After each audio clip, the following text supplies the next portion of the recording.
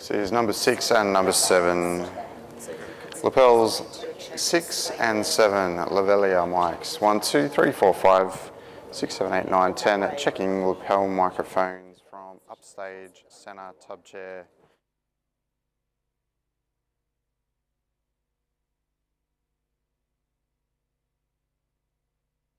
Six, 7, 8, 9, and 10. Lapels 6 and 7. 1, 2, 3, 4, 5, 6, 7, 8, 9, and 10. Checking lapel microphones. Checking levels in the room to records to webcast. 1, 2, 3, 4, 5, 6, 7, 8, 9, 10. 10, 9, 8, 7, 6, 5, 4, 3, 2, 1. Checking lapel microphones 6 and 7 from upstage. Centre. 1, 2, 3, 4, 5, 6, 7, 8, 9, and 10. 10, 9, 8, 7, 6, 5, 4, 3, 2, and 1. Checking lapel.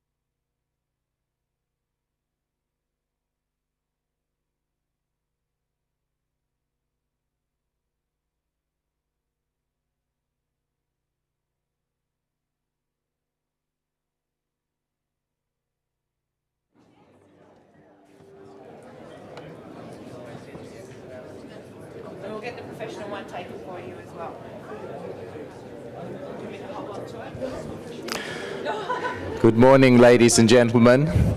Welcome to the second day of National Conference and to our first plenary session. This is Practicing Globally, Regional Challenges, moderated by our Secretary-General, Ms. Anne Trimmer.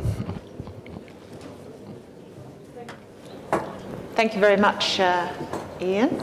And good morning, everybody. This is going to be a nice, relaxed introduction to the day after everybody's dinners last night. I hope you all had an enjoyable time. There are some quite noticeable gaps from some groups of delegates, so hopefully we will see them during the morning. It's an absolute privilege for me to be chairing this session this morning. In preparing for this conference, given that the theme was Global Practice Australian Perspective, it provided a wonderful opportunity to bring together the experience and knowledge of some of our international guests. And joining me here for the session are three of our international visitors. From my right, the first guest we have is Sir Sabaratnam Arukumaran, who is the President of the British Medical Association. In the middle, Dr. Margaret Mungerera, who's the President of the World Medical Association. And on my far right, Professor Tirache Chantarojsiri, who is the Vice President of the Medical Association of Thailand. All of them have great experience, not just in medical leadership as heads of their organisations, but through their practicing lives as doctors. And it's through that sort of experience and observation that we'll draw on this morning to understand some of the challenges that doctors face in different parts of the world and what that means for the way in which doctors practice in Australia. I thought where we might start was just looking at how models of healthcare may have changed in different regions and what that means for the way patients are managed. So Margaret, would you like to start with your thoughts on healthcare delivery? Well, thank you very much and good morning. I'd say that a lot of things have happened in the last maybe like 30 years or so that have had an impact on the models of healthcare delivery in Africa, where I live and I work. The HIV/AIDS pandemic has had a big impact on the way we deliver healthcare. In terms of the way the communities participate and the fact that we've had to build systems based on the existing community initiatives or community perceptions. The whole population growth and the way the pattern, age patterns are, if I can talk about the age, the fact that a lot of countries in Africa, you'll find that up to 50% of the population is below the age of 15 years. And the life expectancies are 40, 50 years of age. So a lot of the fact that you're dealing with a young population, with children, we've had to really base our models of healthcare on the age patterns that we have. So, and conflict too has had an impact on the way we deliver healthcare. Those are some of the issues, but also the gross poverty that we have in Africa, where almost 50% of the population lives below the $1 a day, below the poverty line, has also had an impact on the way we deliver healthcare. But the communities are more involved in the way, in making sure that their own issues are catered for. And I think that's made a difference in the way we've had the successes we've had in some of the areas of health. Obviously, Thailand is also an emerging economy. What are the challenges that you see from healthcare delivery models? Different challenges I would expect from Africa, but from a perspective of Southeast Asia. Actually, for the modern medicines, Thailand have the first medical school more than 100 years ago. That's the oldest, I think the oldest and biggest hospital in Bangkok. And then after that, they still depend on both traditional as well as the modern medicines. And the way of the practice of medicine, just like any other country. So we have our own doctor that produced by medical school, starting from 1, 2, 3, and right now we have 23 medical school all over the country. We would be able to produce to 2,500 doctor a year. It's still not enough because of maldistribution, as you may know.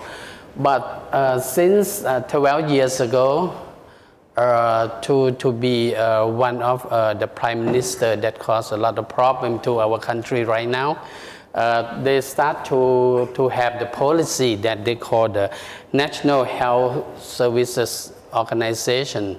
It's before that, for the elderly and for the children, every single family who are not well enough, they have a welfare for them. But right now, every single people who were born with the ID, like a social security number, they would be able to get into the healthcare system in the modernized area. So accessibility is much better. In the meantime, since the demand and supply is not totally equal, so they got a lot of problem. Beyond that, the regulation and law for this kind of national health security system, so they set up one organization, so as a buyer, and the doctor and nurses and healthcare provider is just like they buy the healthcare, just like the national insurance. But the money that they get into, give into per capita, per head, per year is much less than what they actually use. So the regulation, there's one regulation that if anything's getting wrong, you don't have to find out whether the doctor right or wrong. You have to compensate. A certain amount, it depends on the severity. So right now it's a threat for the one who working in the healthcare system. But anyhow, I think the Thai culture in some rural areas still have a good relationship with the doctor and patients. And not only for the doctor, nurses, and who are in the healthcare system, we have one system that created by the Ministry of Public Health. We call the health volunteer. Right now, all over the country, we have almost 20,000 persons who stay in the village, who stay in the community. So when we would like to just implement something else, for example, right now I happen to be a director of Isolated Kidney Hospital in Bangkok. So we did a study in terms of try to prevent non-communicating disease, especially for kidney in one of the provinces in the northern part of Thailand. So we get a lot of assistance from this group of health volunteers. So we teach them is like a multidisciplinary, both doctor, nurses, physical therapists, pharmacists, and nutritionists, as well as health volunteer, and looking at the kidney function before implement. And right now it's 2 years. It seems to be trying to delay for the decreasing in the kidney function. And I think for the time being, the system of the referral system, primary health care, is changing because of the regulation of this policy by law. So sometimes in the provincial hospital or in community hospital, they are not going to do something that's take risk of themselves. For example, like cesarean section by blocking because of they got one incident that the blocking is too high, so the patient couldn't breathe, and unfortunately the patient died from the complication. So there's a lot of problem. Mm-hmm. It's obviously an interesting model where you have that integrated care and the fact that it's been able to be rolled out through the countryside. I mean, Arul, obviously the UK has had a long time national health service, but it's also gone through quite a lot of change in the last few years. I think I can describe that the healthcare in UK is free at the point of delivery, so every patient gets a free health service. It is structured in a way there is primary health care, which is managed by family practitioners or GPs. Then we have secondary health care, which are hospitals without any high-polluted stuff like transplants and so on, and the tertiary health care, which are mainly the teaching centers. In addition to that, we have a parallel model of health promotion, which is the public health. So these are the sectors which really deliver the health care.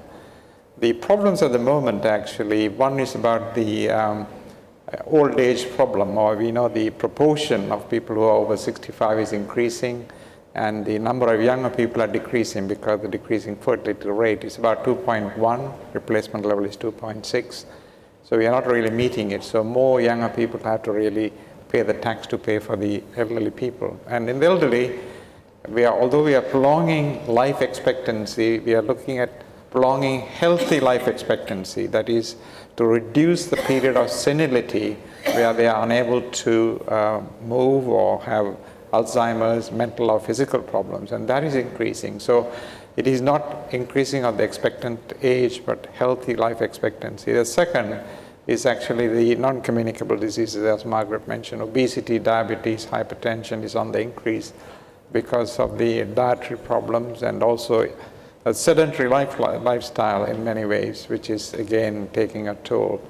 So in addition to these two bulk areas, the increasing age and the non-communicable diseases, the other points we are spending a lot of money is the advanced technology, advanced medicine, which is very costly, and also medical litigation. So at the moment, there is the amount of money spent on health, like your health minister was talking yesterday. It's a big struggle between the distribution of the money between the primary, secondary, and tertiary health care. And also we had to think about the social care because people are getting older. If we manage in hospitals, it will be expensive. So if they're going home, what type of social care we can give. So the co-payment issue is just starting to boil up at the moment. There's a lot of debate about that. The doctors are opposing, the BMA is opposing it. But the government wants to introduce it in some form. So this debate will go on for some time. That's an interesting development in the UK. Could I remind delegates too that you're most welcome to feed through questions that you might have for the panel. We'll pick them up as we're having our conversation. Could I just say something yes, Margaret. a bit more on the systems? In Africa, I think governments have agreed to integrate traditional medicine into the national health system. But I think there's been a bit of dragging of feet in doing that. As a result, we have, we do have a lot of problems in terms of regulation because of traditional medicine. Unfortunately, we can't run away from traditional medicine because 82% of Africans do seek care from traditional practitioners. And therefore, we've had to try, I think it's a matter of perception. But I also wanted to just say that in a lot of countries, there's been decentralization of health services because originally inherited from times before the centralized type of care. But the other challenge, of course, is that a lot of the one of the things that one of the problems is that is the high out-of-pocket expenses that people spend on health, because a lot of the countries are beginning to think of national health insurance, but we're still at a stage where those who are trying it out have not got it right yet. So the high costs of care for patients many of them to sort of, and I think that's one of the reasons why we have such high mortalities and high morbidities in Africa. Yes, I can imagine that. Yes, may I add up some things about the healthcare system, since as you said, England seems to be the first country that have health service, national health service organizations, and the patient cannot go to see the specialist unless they were referred by GP, right? But for Thailand, since after 12 years, the first time the policy is just co-pay, only $1. Every single visit to the hospital, you pay one US dollar, or right now is less than $1 Australian dollars, because Australian dollar is stronger. And right now, they didn't have to pay anything, just everything for free. And in the meantime, whenever they would like to seek for the second opinion, for example, like go to see the specialist, they can do, but they have to let's say, like get into the hospital that they register. Normally it's close to where they're living. And the government right now have to get into some part that the high cost. For example, like the chronic disease and malignancy, as well as if you have something happen for and need emergency care, even though you are not registered with that hospital. For example, if you are stay in Bangkok and you travel to the north, getting an accident or having an heart attack in somewhere that not near the hospital that you stay, you can get into and get paid by the government. So that as well as they just try to get some money for the prevention program. I've got a question here that's been directed to Arul about retirement age, and Australia's policy, as delegates will know, is to extend retirement age. Whether the UK government is also looking at extending retirement ages and what that's going to mean, particularly for the profession, I would expect more than anything else. Yeah, I think the UK government has already declared that people had to work till 68. That's the retirement age. And women were allowed to retire at 60. Now they're extending it up to 65. And part of the problem, as I mentioned, is to make sure they get some revenue by people working, because if they retire, then a lot of money is given out on pension, and pension issue is a major issue there, because the investment doesn't give the same yield like what they thought. So every now and then the NHS has to pump in billions of pounds into the pension system. So by keeping them working till about 68, they are not going to pay so much into the pension scheme, but also they're going to get the tax revenue. So that is being accepted by the BMA in some way, because the pension will be linked to the number of years of service. So the system is very complicated now, because they will take the average wage and calculate the pension. In the past, it was based on the highest salary and the number of years worked. So really, they're going to get less money if they work less number of years. So that is one issue. So we have to accept, otherwise the individual will be affected. The second issue is actually about healthcare cost and for these people. And it is heavily subsidized, and if they want to go to a nursing home, if they're very old, then obviously it will be mean tested in some form, and the appropriate care will be given. We have a couple more questions, but an area that I'd like to touch on before we move to those is the question of doctor training, and it's partly impacted by this discussion of extending the working age, because that obviously means we will have older doctors still working in the system, what that means for younger doctors coming through. But we also have the challenge both in Australia and in the UK of many overseas trained doctors who've come in to take up vacant positions in our countries. I'd like to understand from the point of view of the African countries and the Southeast Asian nations what impact that has on your provision of health service, the fact that doctors are training and leaving the countries to work in the West. Margaret. Well, we do have a human resource for health crisis in Africa, that's for sure, because the massive brain drain has continued unabated. Governments have not done enough in terms of addressing the push factors, the factors that cause these health workers to move out, and especially highly qualified. Now, unfortunately, most of them are trained on taxpayers' money. And, so they're trained for the countries where they're trained. And it has had a very big effect and impact, especially on weakening the health systems that we have in Africa. We have, in fact, when we talk about retirement, we have a very big group of people. If you look at the number of doctors in Africa, I mean, the age bracket of doctors in Africa, the majority of them have been out of school, within the last 10 years or so. So we have a whole 90% or so of doctors who, are just 10 years and less out of school. So we are trying to think of innovative ways of using doctors. How do you utilize the doctors the senior doctors who are due for retirement? Because there will be a gap. But I want to just say that I think, and as I'd say, that the responsibility is of everybody in the world to see how we can address this issue, because one of the things that we're saying is if other countries trained enough for their own regions, for their own areas, countries, then maybe you won't need as many. But we need our countries to also take the responsibility of making sure that the conditions are favorable for these doctors to stay. But it has had an impact in terms of support supervision of the junior doctors who are out there.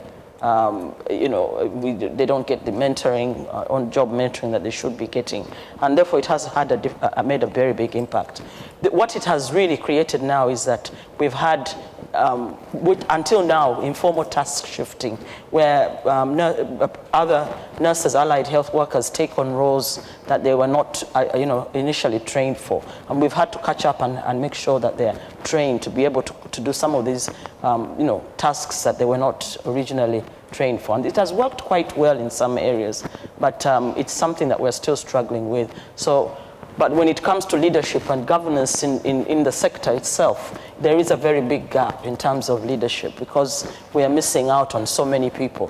But one of the things that we're looking at, and especially the WMA is working on now in the African region, is how do we get the African diaspora to participate in strengthening of the health systems, even if it's helping them being able to resettle when they come back, but also being able to contribute. If somebody is coming home to visit their family, how can you, give a lecture, do a ward round, do something, link up with the national medical associations, do research, that sort of thing. So that's something that we are trying to do, is to still get the diaspora to still continue to participate, what they're calling turning the brain drain into brain gain, and that sort of thing. Yeah.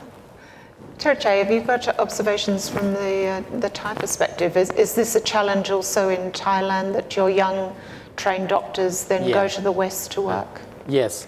Actually, the system in training for young doctor, in the past, we have, for medical students, we study for 6 years. So because of lack of a doctor in some of the areas, so we cut down for the curriculum to 5 years and the 6 year as an extern.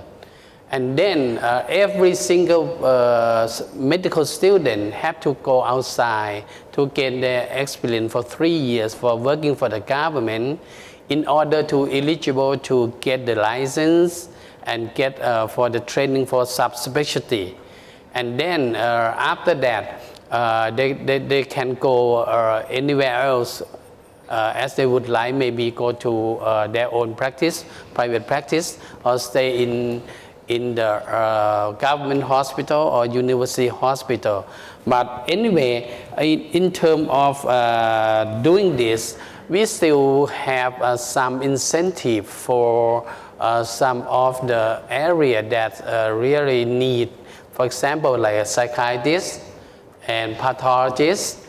They can have their training without going outside to working for the government. And if they are not doing this, they have to pay a certain amount of money. That's a lot. But anyway, so some of the medical students, the family well-to-do, they're still willing to pay and go abroad. For example, go to the state and have their further training, and finally they come back to working for the Thai people anyway. That's certainly an advantage. Has it become an issue in the UK? Well, the UK story follows the Commonwealth Health Ministers Conference way back in the early 90s. So they wanted to stop the brain drainage going from developed to the UK, and there was a thing called the Campbell Report who said we must increase the number of medical schools. So in 1997 they increased from 23 to 35 medical schools, and from 3,500 now we produce about 7,000 medical graduates every year. Despite that, the General Medical Council registers about 1,800 foreign doctors, international medical graduates, after they do the blood test. Now, there are a lot of connotations about the blood test, because although they pass and get the license to practice, they don't get the job straight away, because the employing hospital has to show that they don't have a good candidate within the UK to fill that post, or from the European Union. The second is actually these doctors don't automatically, their pass rates in specialist exams are much lower, even in the MRC GP exam. The third is actually the number of doctors referred to the General Medical Council for complaints are mostly from this group. And this seems to be, the analysis shows it's mainly to do with communication and behavior rather than lack of knowledge or skills. So there are some programs now to sort of try to remedy. So I don't think we have completely stopped the issue of brain drain in some way. But I just want to also point out that the issue about brain drain within Africa is partly Africa doesn't produce enough graduates for the same population. For Europe, they produce about 75,000 doctors, same population as Africa, but they produce about 5,000 to 10,000, not that big number. And secondly, there are some countries where they can't employ midwives or doctors. So Margaret knows in Mozambique, for example, we are trained midwives to do cesarean sections, because that's the way we are going now in terms of helping. But can I just say that maybe it's what comes first, the egg or the chicken, if I can use that term. Because I mean, we have large populations. The population is growing so rapidly because we don't have enough medical practitioners. So what comes first is that the population grows because you have very few traditional, we have very few doctors. And therefore, for example, in some of the African countries, up to 30% of the people who would want to access family planning services have no access to family planning services, that sort of thing. But I also wanted to just say that migration itself now is not so, one of our concerns now is not so much the international migration, but internal migration, in terms of people moving away from clinical areas to non-clinical areas, people moving away from the universities. Universities are being depleted, and people are moving into working for international organizations. And I think the international organizations, the governments, foreign governments also have a role to play in making sure that they don't entice the very senior and very highly qualified professionals to leave clinical areas to go and be desk officers, working, that sort of thing. So and I think the biggest problem in Africa, you get up to 95% of the population living in the rural areas, and yet you have only less than 5% of the health workers working up in the rural areas. So again, the migration is moving from rural areas to urban areas. And I think one of the things that we are trying to do is see how we can get more, get the students to have exposure by having community-based education programs so that they get in touch with the communities much earlier. They get to understand the communities. And we are now looking, in some countries, they're talking about the way we select our students for medical schools, and looking at how do we get select students from rural areas, or have rural schools placed in rural areas to be able to encourage and to be able to deal with the inequities distribution of doctors that we have. We had a question a moment ago which I think is quite a challenging one, and that is the training of doctors to undertake mental health services particularly in emerging countries. While there might be better provisioning for general practice or for surgical care, mental health might be a completely different challenge again. I'm interested in, firstly, Margaret, your thoughts on that, and then Turcha. Being a psychiatrist, I'll say that I'm one of 36 psychiatrists in Uganda for a population of 36 million people. One psychiatrist per million. But I want to just say that's a big patient load. It is.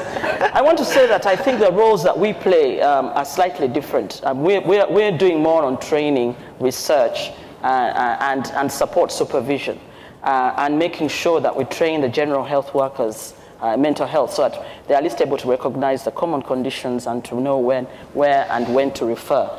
But when you look at the whole multidisciplinary type of care that you want to see happening, which you should be trying to attain, you'll find that there's shortage of social workers, clinical psychologists, occupational therapists, so we do tend to work as a single person trying to do work that is meant to be done by a team. And so we've focused our attention on simply on training, support supervision, and on doing research, and on making sure that we integrate this mental health into the general health services by doing the training that's required. I really want to say that, of course, it is quite a challenge, but I think it is quite, and there are so many areas where you need to be dealing with mental health. I mean, we've got refugee populations coming in many of our countries, and refugee mental health is a challenge. We've got the HIV/AIDS to think about. We've got poverty itself, reproductive health issues, violence against women. So there's so many areas where mental health is an issue, and we want to make sure that it's something that's integrated. But when it comes to specialized care, that is something that we think is something that we should put on the back burner for the time being, and concentrate on making sure that at the primary care level, that everybody has an idea of what a common mental health problem looks like. And we do have competition, of course, with the traditional medicine people who also treat the same conditions we treat. And we have a few models in Africa where the conventional medicine has tried to work with traditional medicine, and you actually get some good practices where you see even referrals. If it's something that's just simple, something that just needs psychological listening, talk therapy, well, the traditional practitioner does better sometimes than the conventional, and therefore should be able to refer to the traditional practitioner. When I did my course in psychiatry, we had three months of traditional medicine and culture, and you sat alongside a herbalist, you sat alongside a spiritual healer, trying to understand what they do and to sort of change your perceptions, your attitudes towards them, and therefore understand that when somebody comes to you and says, and you say, what do you think will help you? There might be something like going home and doing some ritual, some sort, and it should not be something that you look at with disgust, and you make the patient feel. You've got to understand that the healing starts with the patient. You've got to respect the patient's perception, and therefore we've had to slowly change that. And I think we want to see that happening with reproductive health, have traditional medicine, in the curriculum, and make sure that people understand. And I think you've done very well in the Asian area, parts in China, for example, Thailand, where it's part of the, it's really integrated, and you have people doing university education in traditional medicine. One of our questions earlier, it was along those lines, that's where you're integrating traditional healthcare, traditional medicine as part of the mainstream, how you develop the evidence base to reassure yourself that it is contributing to care. And it's an interesting challenge because in Western culture, there's not a very high regard generally for traditional medicine. And Arul, what are your thoughts about that? Well, in the UK, by and large, the practice is mainly for Western medicine because of evidence base, and the lack of evidence in traditional healing has not promoted traditional medicine.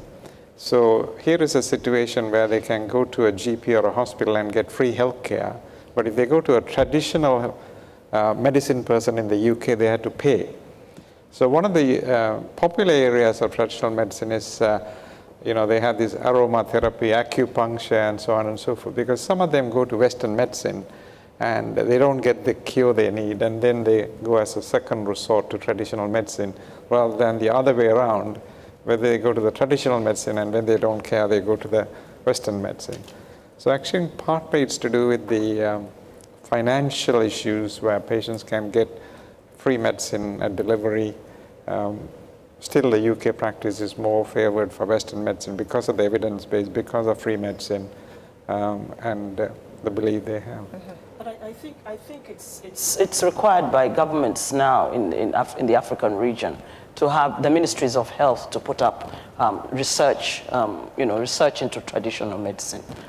So it is a requirement, and a lot of there's a lot of research going on herbal medicine. And making sure that we try and understand and see how we can integrate it. Yeah. But in Thailand, we have to divide the traditional medicines by, one is real traditional. For example, like some rural area, so they go to the temple, to the monk who just try to make a holy water, and then everything's is getting better. You might heard about one of the place that they try to treat for the people who addict by using the traditional medicines and give to the patient who addict, and they throw up everything, and after that they seem to be feeling better. And the other type of traditional medicines doing by the medical doctor.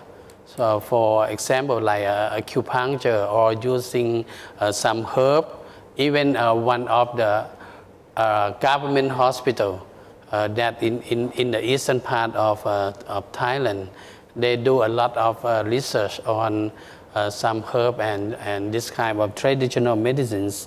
And right now we try to get, try to reach out in terms of using the new technology in terms of telemedicines and video conference. So we divide into 4 or 5 centers, and some part of the country, for example, like the northern part, they have a huge drive. And it's very difficult for the doctor to be there, and they have the teleconference, video conference, and when they tell they have a health volunteer, and the doctor talk to the health volunteer and the patients.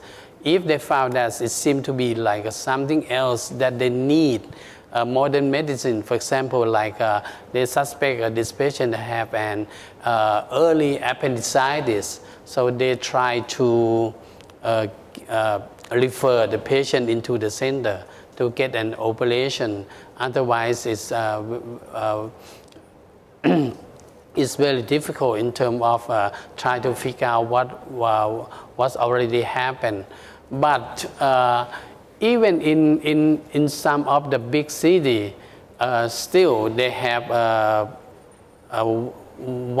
the group of lower educations. So they go to, if you have broken bone, instead of going into the hospital to put the cast in, put the nail or whatever, so they go to just like to the village, who propose to be like the one who can do everything for them. use only bamboo stick and just tie it up.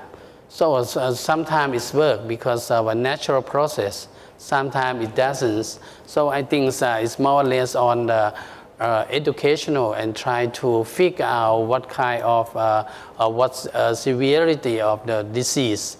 I think right now it's still in the process of getting better in terms of reach out with a new policy. One of our questions a few moments ago, which we might turn to now, is using mechanisms to try and retain doctors in country. And Margaret, the question was to you. It was looking at the approach that South Africa has taken to bonding its medical graduates for a period of time. And is that one approach that can be taken to retain the workforce, or is that going to compromise the development of those doctors to not be able to travel and progress their education elsewhere? It's not only as South Africa where bonding is taking place. There's so many African countries where bonding, in my own country, they're bonded if they are sponsored by government. Now the thing is, there's also the private sector. There's private sector is getting more and more involved in medical education, and therefore bonding becomes more difficult if the students are not being it's not only the public service that is contributing. So bonding becomes quite difficult now. If you bond students and you say that until you've paid back whatever, they could pay it in a day. By getting a job somewhere else and paying. But if you say, well, we are not going to do, we're talking to some countries, we're talking about withholding the registration certificates of students, which I think is a violation of the rights of any health professional. And therefore we are not, the bonding itself, we're not very keen on that. I think what governments have to do is to make sure that they address the other issues of salaries and allowances, and housing and transport. I think bonding is not something that we want to encourage. And it is happening in many countries, and we think it violates the rights of professionals to be able to practice anywhere they want to practice. Yes, something that we've observed even in Australia. What we are doing in the East African region is that what we've done in the East African region is that we as associations brought our councils together, regulatory bodies that regulate doctors and dental practitioners. And we were able to get in the East African region, the Kenya, Tanzania, Uganda, Burundi, and Rwanda have a process now where we have we've harmonized the curriculum. We have one single curriculum for doctors and dentists. And the nurses are doing the same thing, and other allied health professionals. So we have one curriculum for all, and the councils work together in terms of approval of medical schools in the region. They inspect the schools jointly, and therefore there's reciprocal recognition in that you don't have to do an exam. If you come from a recognized university in Uganda, you don't have to do an exam to work in Rwanda or in Burundi. So at least that allows for mobility. In other words, the governments themselves have supported the mobility of doctors in the region and not blocking them from going to work in the region, because we do recognize that we do need to that there is shortage in the region. Now, this process is moving on to Africa, because now we have an association of medical councils of Africa, and there are 20 countries in one association. They're working together and trying to lobby the African Union to make sure that harmonization is for the whole region, so the whole African region, so that doctors are able so that mobility is actually facilitated, and it's not seen as migration, and it's seen as sort of using the limited resources more efficiently. It's just another area that I wanted to come to as we get towards the end of our session, and that's the intersection of medicine and human rights. Around the world, we see many doctors on the front line in many different ways, often putting themselves at risk in the interests of their patients. And I'd be interested in each of you to reflect on that for me as well, and your own observations of what that means for doctors and what role there is for the medical associations to defend those doctors, to speak out for those doctors. Arul. Yeah, we find it an increasing problem. I don't know whether you're familiar with a report called the Francis Report, which came last year, where the whole hospital, the behavior of doctors and nurses was so bad. For example, they left a patient naked for hours. One was an elderly patient bathed in feces, no care was given, no drinking water, etc. So the British Medical Association has taken a stand of organizing workshops for a day for medical students. So they bring from all the different medical schools, and they go through case examples, which is available on a website called GLOME, Global Library of Women's Medicine. We put www.glome.com, you'll get all those issues. And we run workshops so that they know about right for health, right for life, right for confidentiality, privacy, information, decision-making, self-respect, dignity, so they understand, and they learn by case examples. And we, at the beginning, we tell them, think about one of your relatives who was admitted into a hospital and see whether the checklist of 10 things were observed on that particular individual. So therefore, they integrate the human rights issue with the healthcare they provide. That is at an individual level. But as a group, we also take part with the World Medical Association in terms of human rights. Recently, there was a Sudanese lady doctor who was 8 months pregnant, married to a Christian. She was sentenced to 100 lashes and death by hanging because she married a Christian.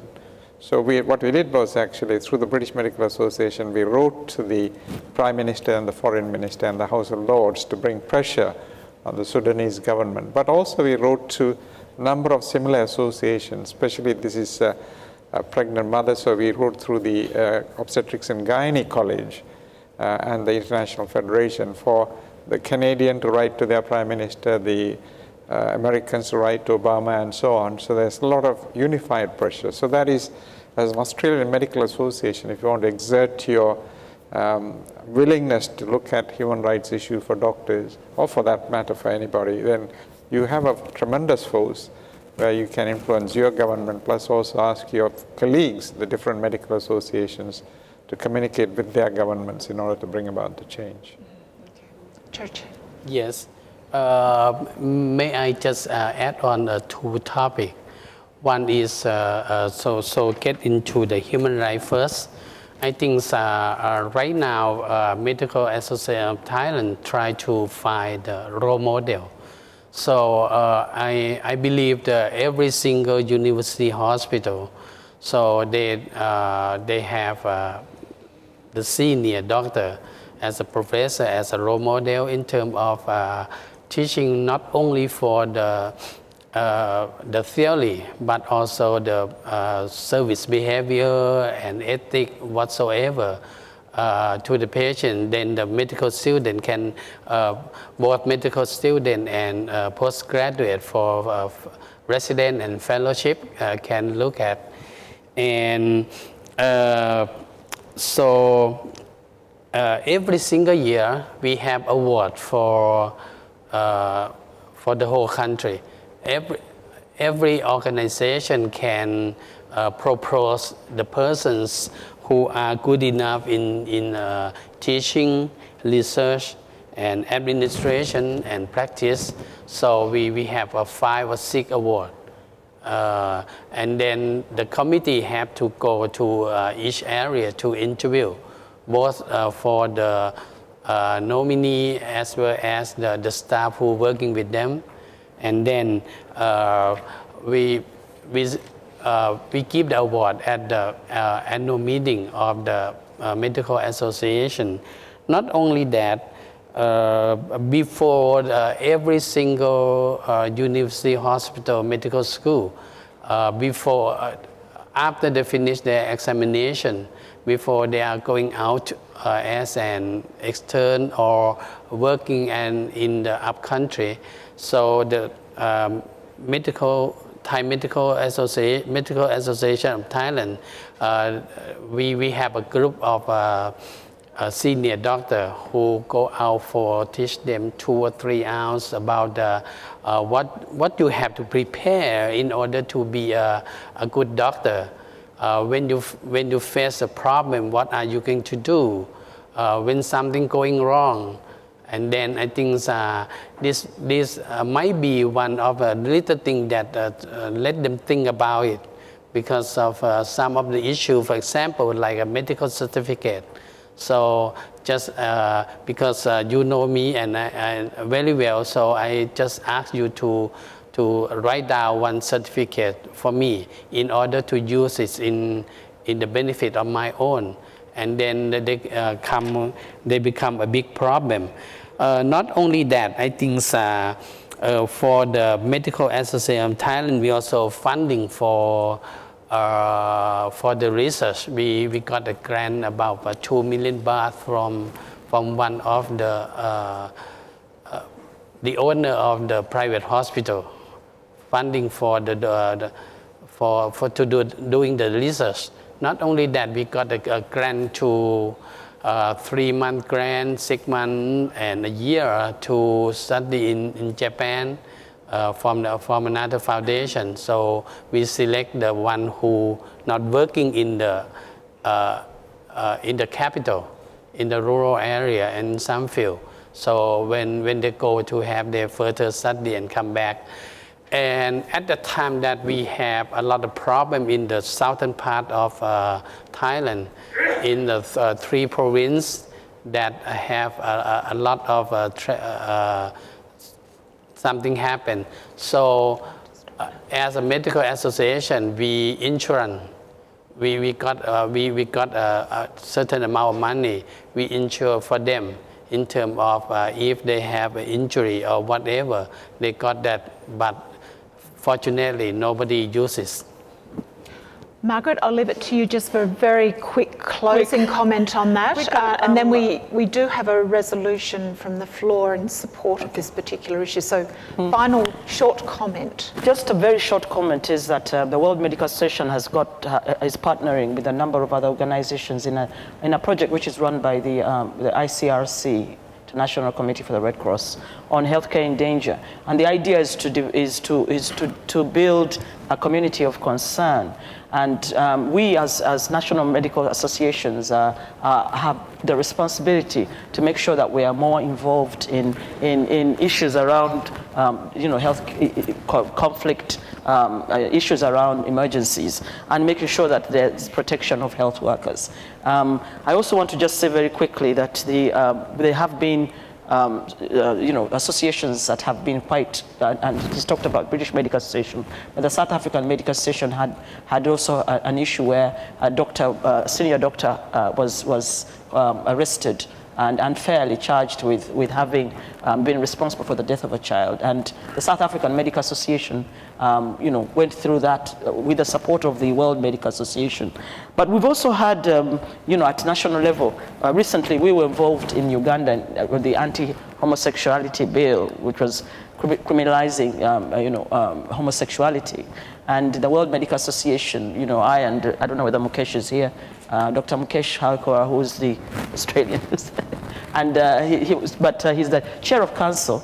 And the two of us were on national television talking about some of the aspects of that and talking against that and as a form of violation of human rights. But I want to finally say that the Turkish Medical Society has had has been involved in campaigns against the criminalizing of emergency care. And the World Medical Association, a number of other associations have been involved. So my appeal to the Australian Medical Association is to get more involved in issues around violation of rights of doctors to practice, and freedom of the professional freedom, clinical independence that our profession that we should have rights to. So. The Turkish Medical Society have been taken to court by the government, and we've been trying to, a lot of us are involved in that as National Medical Association, but the World Medical Association been very supportive, and we do that sort of thing. And we really like national medical stations to get involved, even where you feel, even when not in conflict, but in emergency situations, and individuals who are being harassed by governments and that sort of thing. But because as a community, we have a responsibility, all of us, to be involved. Margaret, thank you, because on that note, it does lead us into the resolution, which we'll have put up on the screen for everyone to see. At Thursday's Federal Council meeting, this resolution was passed unanimously, and it will be put to delegates to vote on by way of support today. I believe we have amongst the delegates a mover and seconder of the motion. It's a little hard to identify people from here with the lights in our eyes, but perhaps if you could call out who is moving and who is seconding. So Dr. Mountain, and seconding Dr. Parnas. I'd like to put that motion to delegates by way of support for your Turkish colleagues. All those in favour? That seems to be very happily passed, Margaret, so something that we can leave you with today. Please join me in thanking our panel for their insights. It's been very interesting.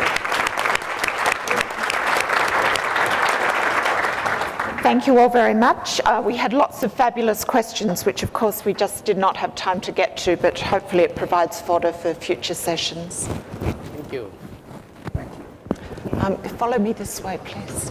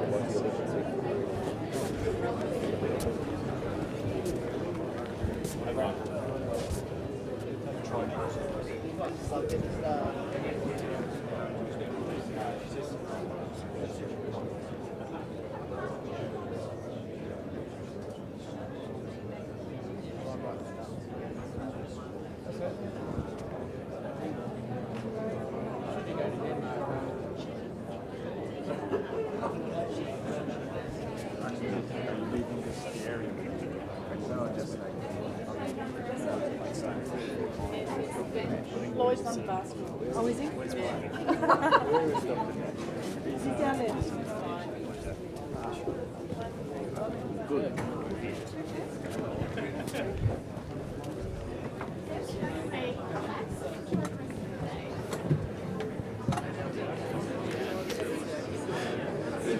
Good morning again, ladies and gentlemen.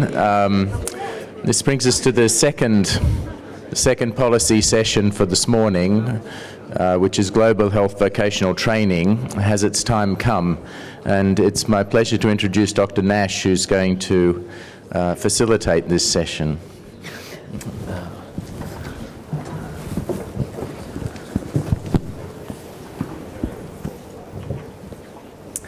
Thank you. I'd like to extend my acknowledgement to the traditional owners of the land on which we meet. And I'd also like to acknowledge James Churchill, the Chair of CDT, Sally Cross, who was the AMA officer who's really driven this project, and also Rob Mitchell, who from AMA, sorry, excuse me, just a little nervous starting on this morning's session. Rob Mitchell, who really had the idea to drive this project about getting global health vocational training up and running. So this discussion will be based on this paper that was published in the AMA journal, the MJA. Global health training and postgraduate medical education in Australia, the case for greater integration. It really forms the academic foundation of our discussion this morning. And I'd really like to thank the AMA for being so bold to have a policy discussion about global health vocational training, and also for allowing us to experiment with an innovative and interactive format. In a moment, I'm going to invite our panel to introduce themselves and to talk some of their journey about global health. But I also want to first introduce what is global health and use the definition that was used in this paper, that global health is defined as an area of study, research and practice that places a priority on improving health and achieving health equity for all people worldwide. It emphasises transnational health issues, determinants and solutions, and involves many disciplines between and beyond the health sciences, and synthesises population-based prevention with individual-level care. So why are we here today at AMA National Conference talking about global health vocational training? Well, frankly, trainee members have demanded it. Global health is now firmly entrenched as an academic discipline in its own right. Medical students have learned global health. They're often engaged in campus groups. They've taken up international volunteer opportunities, and they've been out into the world, into low resource settings. And they want to progress through their career and engage with global health through the process. I think that this is a generational issue, and my generation and those after are collectively known as millennials. We're digital natives, and the suffering of distant peoples have been brought to our smartphones and our living rooms in real time. And the advent of Lonely Planet-fueled independent travel has allowed us to literally step into the shoes of others. This has led to a generation of globally engaged citizens that are purpose-driven with a strong sense of social injustice, and we want to do good in the world. We also want to work differently. We want to have more flexible careers. We want to be more collaborative, and we want to invest in our relationships, our communities, and we want to foster empathy. Which brings us to this discussion today. Vocational health, global health vocational training, has its time come? So this policy discussion is going to be more interactive and free-flowing, with two roving mics, as well as the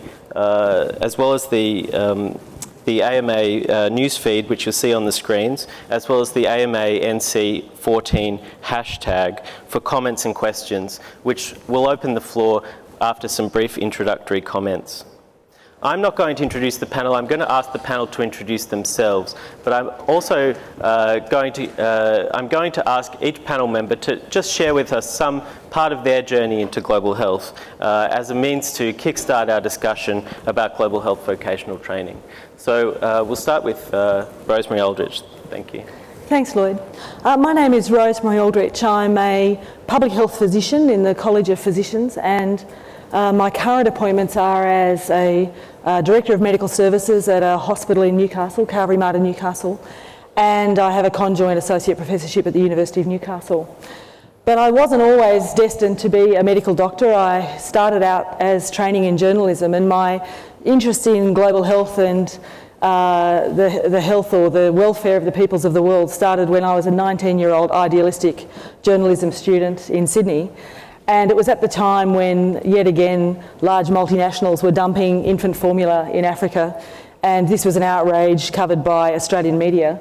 And I determined that the best thing I could do to have some role in this was to become a health promotion expert and work internationally. And after a couple of years working as a journalist in print and electronic media and then a year in health promotion, during that year someone said to me if I wanted to get anywhere in public health I had to be a doctor. This was in the early 80s. I don't necessarily agree with that, but it was very useful advice to me. So having come from a very much an arts background and being the age of 23 when I started, although I got into a couple of medical schools, I chose to go to Newcastle University in New South Wales, where there was an emphasis on integrating with community experience and being introduced to the welfare of patients from our first week in our first term. It really appealed to me in that way. So I went through Newcastle Medical School and very quickly got onto a training program for public health, which incidentally was one of the only training programs available to women to do part-time at the time. And although I would love to have been an internal medicine physician, I had a new baby and didn't want to compromise on looking after my child, so chose the public health training route, which I very much enjoyed, and qualified as a public health physician in 1995. And as one thing leads to another, I then had more children, cobbled together a part-time job in public health, got into working in governance in the local health district public health authority, and eventually that led me to where I am now, working in a health system level.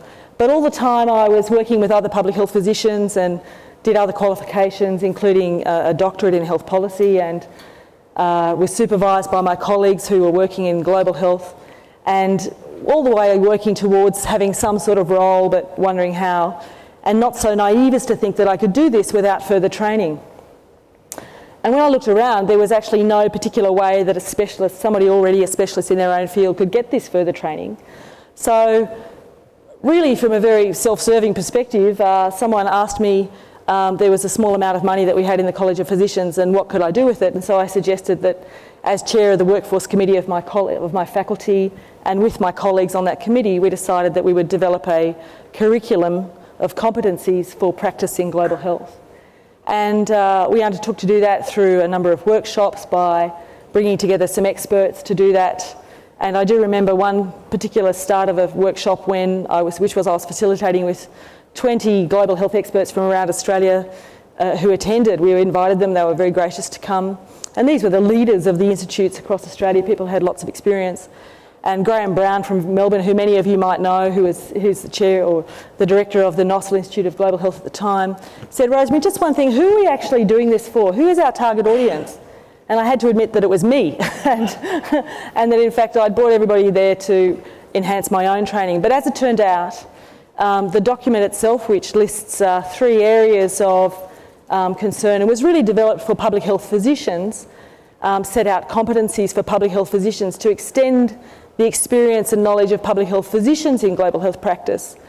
It's been recognised now that it actually has potential to be adapted for non-public health specialists, for non-specialist doctors, for non-medical health practitioners, and even for non-health practitioners. It has information that can be adapted, and at this time it's being used by public health physicians to set our own education program for ourselves in terms of self-directed study, which is something I've been doing, but it's also under consideration by the College of Physicians about how we could operationalise it.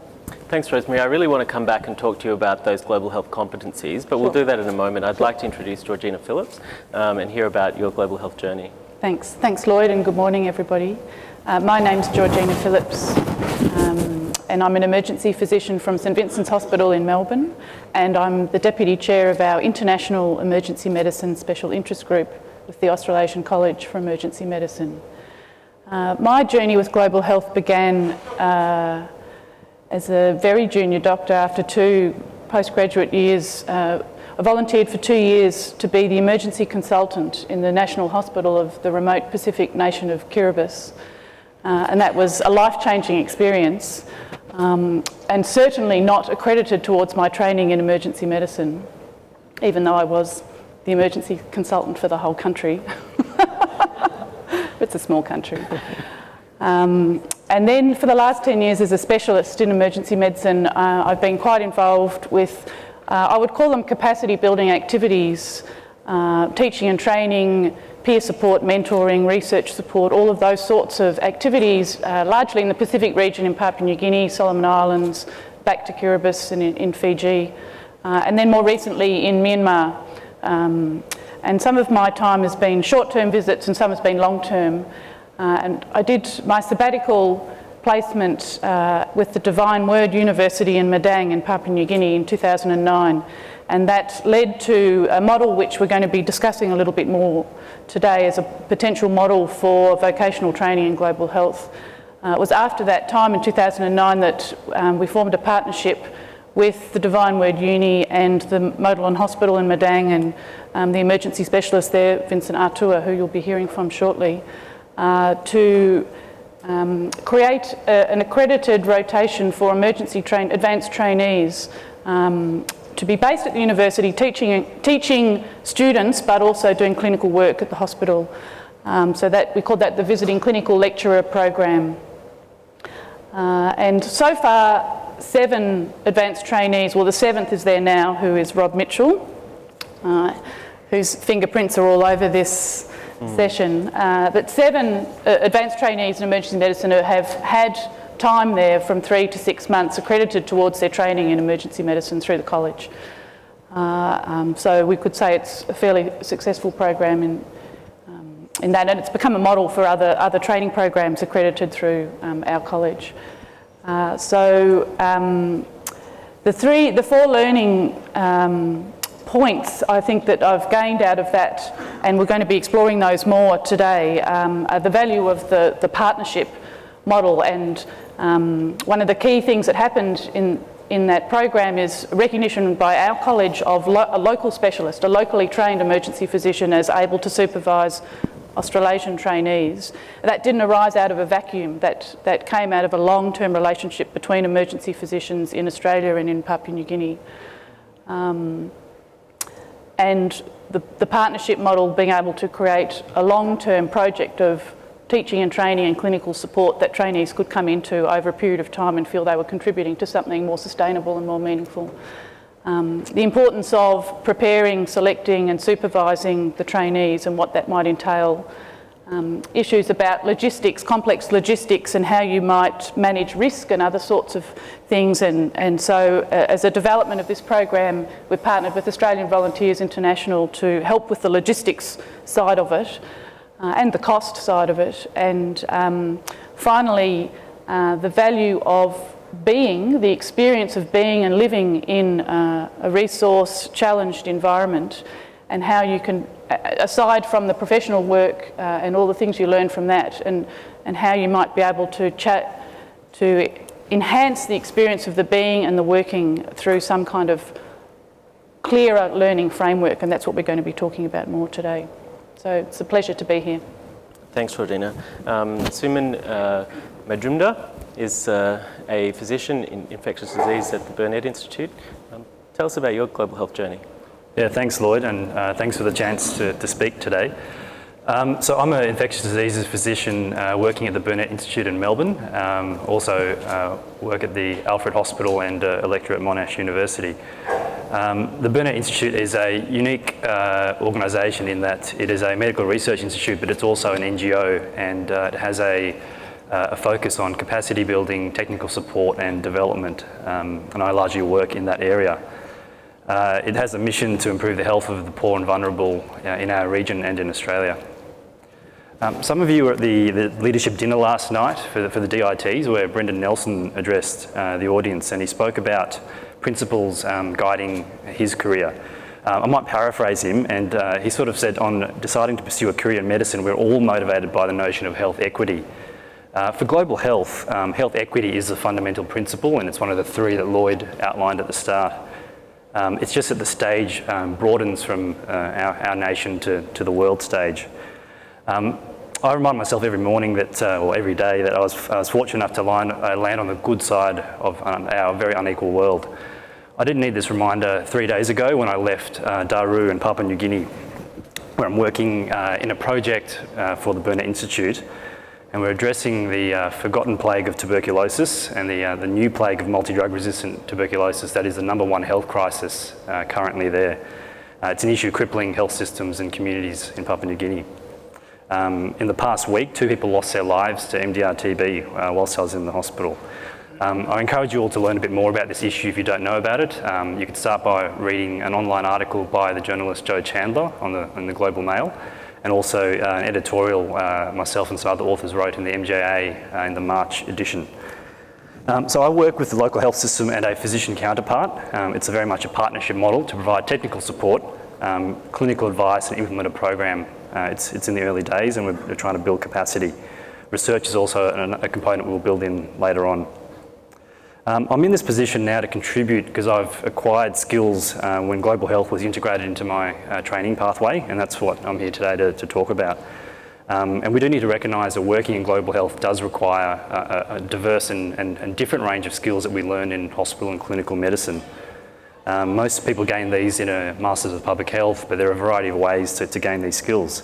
You really need a new set of tools when you go overseas to work with communities. The majority of students and trainees want to work in global health. It's documented in the article that Lloyd mentioned. However, there are a series of structural barriers that I think prevent people ending up in global health. If you surveyed medical students' intentions and then 30 years later where people end up, most people aren't working in global health. And I think there are 3 things. There's probably the knowledge of options. Secondly, family and personal choices, and finally, training pathways. And I think it's this 3rd issue that we're here to discuss how to improve. On my own journey, I gained knowledge by having the opportunity in Newcastle University to have 2 medical electives overseas. So we actually had quite 3 medical electives throughout our whole training course, and I was fortunate enough to go overseas to Mexico and to India. I won't discuss my family and personal choices and barriers at the moment, but I was in the position to actually spend some time overseas over the past 5 years. With the training pathways, I was very determined to work in the global health space. I saw a multitude of opportunities, but there's no clear sort of decision pathway. If you want to be a GP or a surgeon, you enter a training program and you sign up for it. But for global health, that doesn't exist. It's quite unsettling for doctors in training where everyone else is lining up for a 6-year fellowship, and there's no such other pathway in Australia at the moment. And there's also inherent conflict between hospital-based specialist training and working in global health. So after the dark days of the RACP exam some years ago, I took another gap and took a job with Médecins Sans Frontières, the international INGO. And that's where I first encountered working with MDR-TB in the former Soviet Union. I took some advice from one of my mentors, Dr. Julian Elliott, who works at the Alfred Hospital, and he said, why don't you try and accredit this as college training? And from that experience or that year, we've since set up an ongoing global health training post for infectious diseases registrars in a partnership between the Alfred Hospital and MSF for people to go and work in Uzbekistan for a year, and it counts for 6 months of their ID training. And we've had 3 trainees go through that position at the moment. So I think we'll come back to that model, but that's one of the potential ways that we can facilitate and break down those barriers into global health training. Thanks. Vincent Dartua is actually a PNG practitioner who's giving us his local community perspective. So please tell us about your journey, Vincent. Thank you. My name is Vincent Dartua. I'm an emergency physician. More recently, I've been the Director of Medical Services.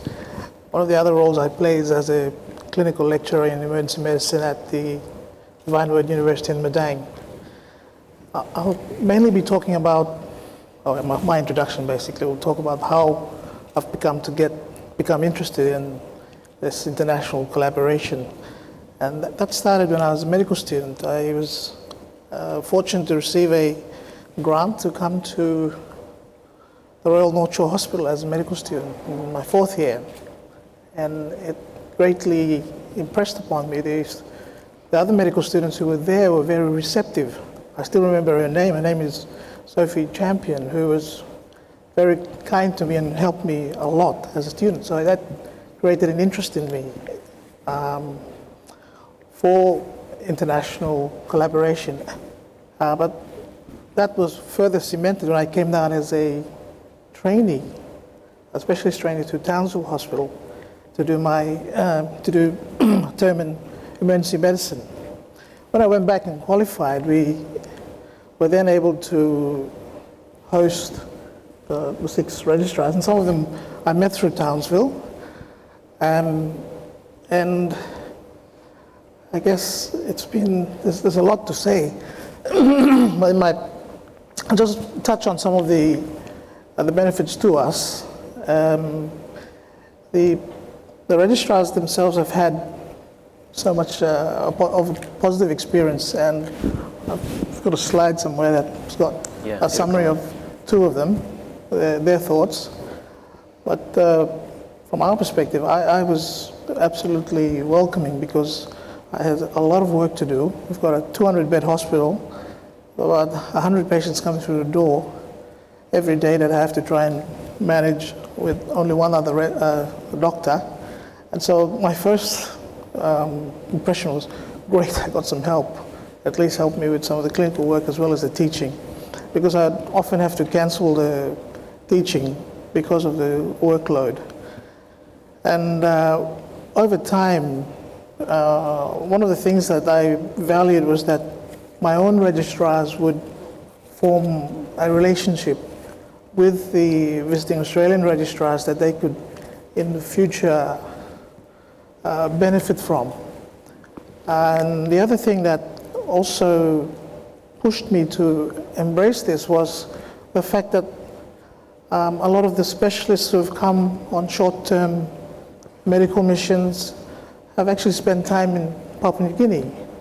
Of note is a speaker for one of the sessions tomorrow, and that's Professor Jeff Rosenfeld, who's come up to do some neurosurgery for us. And I remember as a resident in surgery holding the sucker while he was operating, and then it was later on I was told that he had actually spent time, I think in the late 80s, as a registrar in Rabaul.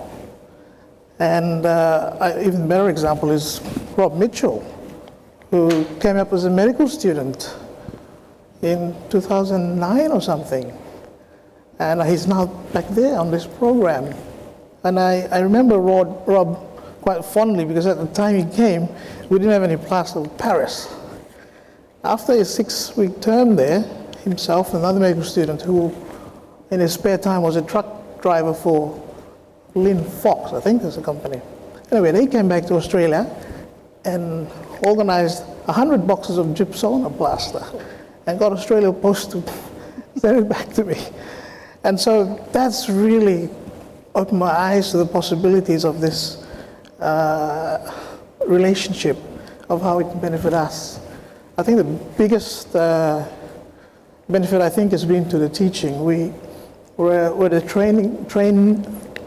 training hospital for the Divine Word University's Health Extension Officer program, which is it's like a medical assistant intermediary between doctors and nurses who mainly are supposed to work in rural areas. And they suffer from a lack of teaching staff. And so the university has been able to partner with us in hosting them and addressing some of their teaching shortages. And for us, it's a model that's worked really well, because one of the big challenges was getting accommodation for these registrars to stay in. Now, the hospital has accommodation, but it's mainly for doctors. And there was an issue about, because we're short of accommodation, do we then give it to the Australian registrar? And that would create internal issues. So having the university as an external body providing accommodation for them has really made it work well. So I think our partnership has worked well because we're close to the university and we can share their resources without putting too much of a pressure on the hospital's resources, which I feel would have slowed the progress of this program. But I'll stop there and maybe take some questions. I think you've made some really good points about developing that partnership model, the relationships that come from that, not just in education and training, but also in, for example, equipment and supplies. I'm wondering if I can put to you, Suman, it's very simple to characterise this as all being about us, about developing our young, purpose-driven global citizens. But how does global health education actually help to Australia to meet our broader health and development objectives in the region? I think the training part should be separated from the end outcome or principle, which is achieving or addressing inequity. You need to gain the skills, as I said, to get to that point. I think the experiences you have early on, medical student training, volunteerism, you're taking a lot more personally than you actually give back to often host communities. But as Vincent's elaborated, there are examples of small things that set up further opportunities. I think one of the key things that we can do is really institutional partnerships, and I think that's where we're probably best placed to work, particularly in the region. And I think they can be from health service centres, from hospitals, from universities, from other academic institutions. And I think setting up longer-term partnerships and models where exchange can continually happen rather than haphazard one-off exchanges would be the best way we can contribute. Yeah. Georgina, do you have anything more to add based on your experience in Pacific Island? Some of the benefits that global health education and training can add, but also perhaps some of the downsides? I think I think we're here because we all agree that it's really imperative that Australia, as a very wealthy country, have a relationship with countries in our region to assist with teaching and training and building capacity, and in particular in health, because that's an area of great strength in our country. And we have a long-term relationship with nations of the Pacific, in particular Papua New Guinea, and with the Fiji School of Medicine, and many, many networks. The benefits, aside from practical benefits of building, better skilled and better trained doctors and clinicians that practice in their region, but by having the long-term support networks and the sharing, you're investing in the local clinicians and building them up in their local areas. So one of the things that's been said to me from the Papua New Guinean emergency physicians that we work with is, having that peer support and that mentoring and that relationship of regular visits and so forth is one of the things that keeps them engaged and practicing in their local region. So I think that's an important, we talked in the previous session about the brain drain and so forth, and Australia is, a culprit of stealing, talented clinicians from other countries. And so anything that can invest in keeping clinicians in their local environments is really important. And downsides, global health training. I think there's a danger, and maybe Vincent can elaborate a little bit more on this, and I've certainly heard this said to me in Fiji, that, we don't want your trainees coming to practice on our citizens. We don't want trainees, we want specialists, we don't want and I totally understand that perspective. I think we have to be very careful that when setting up these sorts of partnerships and learning opportunities, and as Suman said, often the benefit is going much more our way, that what we're setting up are sending very skilled clinicians who are actually able to contribute meaningfully, and being very careful that how it's received from the host country. So sending independently registered specialist practitioners is one option, but can you think of other options that we could actually try to build capacity to send our own trainees into the region where they are supported and they're not actually a drain on local capacity? Is there a model or a template for that? Well, I think the Madang model can be quite illustrative, and in that we're sending advanced trainees, so they have to be fairly senior and have achieved certain levels of clinical competencies and also be perceived as being senior doctors in their area of training. As in terms of preparing them for going, we don't have a particular set of competencies that we're expecting them to go with, and because this started as a fairly informal thing, it was really a very careful briefing, mostly about self-reflection and self-awareness and disabusing some potentially harmful kind of attitudes. Not that any of the people who put their hands up for this had any harmful kind of approaches, but just it's really setting the scene to be able to have a reflective and a meaningful experience. And then whilst the trainees have been in country, it's the careful supervision and enabling reflective practice that's helped shape those competencies that might be the types of things that you've put together with your the work that you've done, Rosemary. Vincent, what about your community perspective? You're receiving trainees and registrars and perhaps even young consultants. You obviously find that they're incredibly useful with delivering inline clinical service and helping to do education and training for your younger staff and nurse practitioners as health extension officers. What kind of support do they need in the field to be able to do that good work, and how do you mitigate some of the professional risks for them? The biggest one would be a professional supervision, and recognizing that supervising a registrar from another country does take a bit of commitment, and I think that commitment needs to be developed over time. I've stayed committed because of the continued relationship with the College of Emergency Medicine here.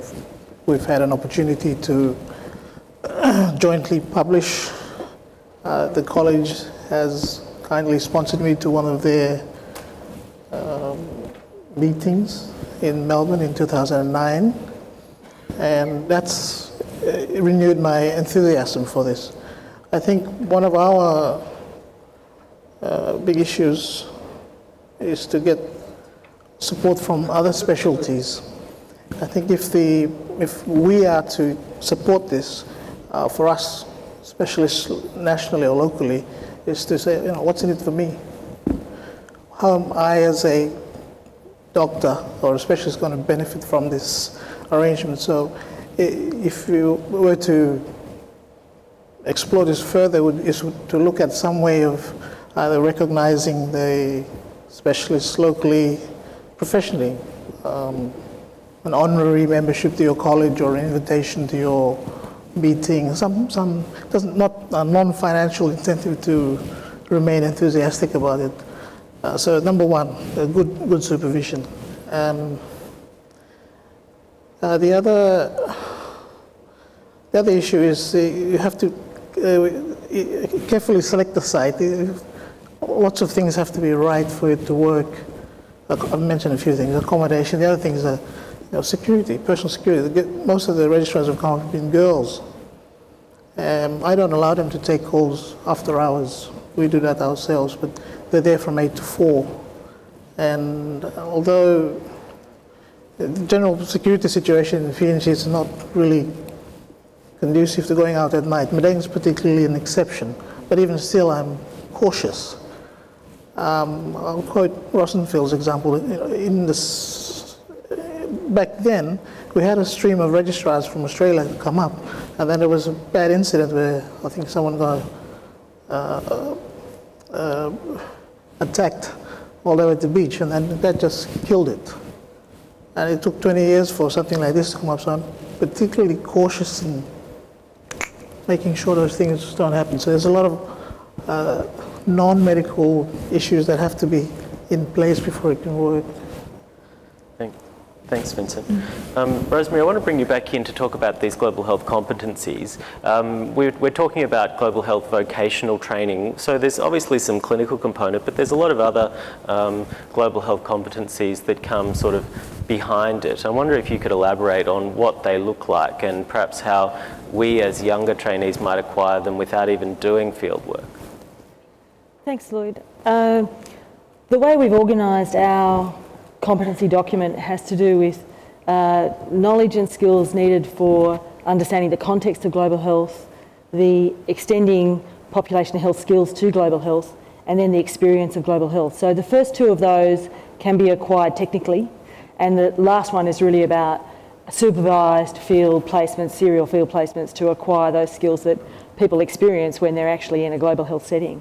So the sorts of things we talk about in terms of the context of global health are having a good understanding of the social determinants of health, the structures that determine health that are outside the health system, how that might actually play out in the settings that we find ourselves in. Things like understanding who the global stakeholders are, how we identify who the leaders are in the setting in which we're working, and ensure that we're working in a partnership or in a service approach rather than coming in and being imperial about the way we actually decide that we advise people they need to change their systems. Things such as understanding the large organisations and institutions globally who are taking responsibility for non-communicable diseases or communicable diseases or emergency preparedness and response, and being aware of how you might fit into this kind of setting in doing the work you're trying to do. How do you actually strengthen a system? Understanding the appropriate processes and structures that we may employ, having the technical skills to know how to do that in terms of if you find yourself in that setting. And of course, global health settings are as diverse as the population of the world, really. They could be in any kind of capacity a person finds themselves. Then extending the population health skills to global health practice, mindful that we developed this for public health physicians. And so those were really in the 6 domains that we have our advanced trainees adopt their skills in, such as general professional practice, cultural competency, and this is particularly about demonstrating cultural humility, information research and evaluation, how we can be applying the nuances of institutional and research settings, and understanding the ethical implications and the ethical environment or the ethics environment in which we might find ourselves, understanding policy and finance, health promotion strategies and disease prevention, and health system advocacy.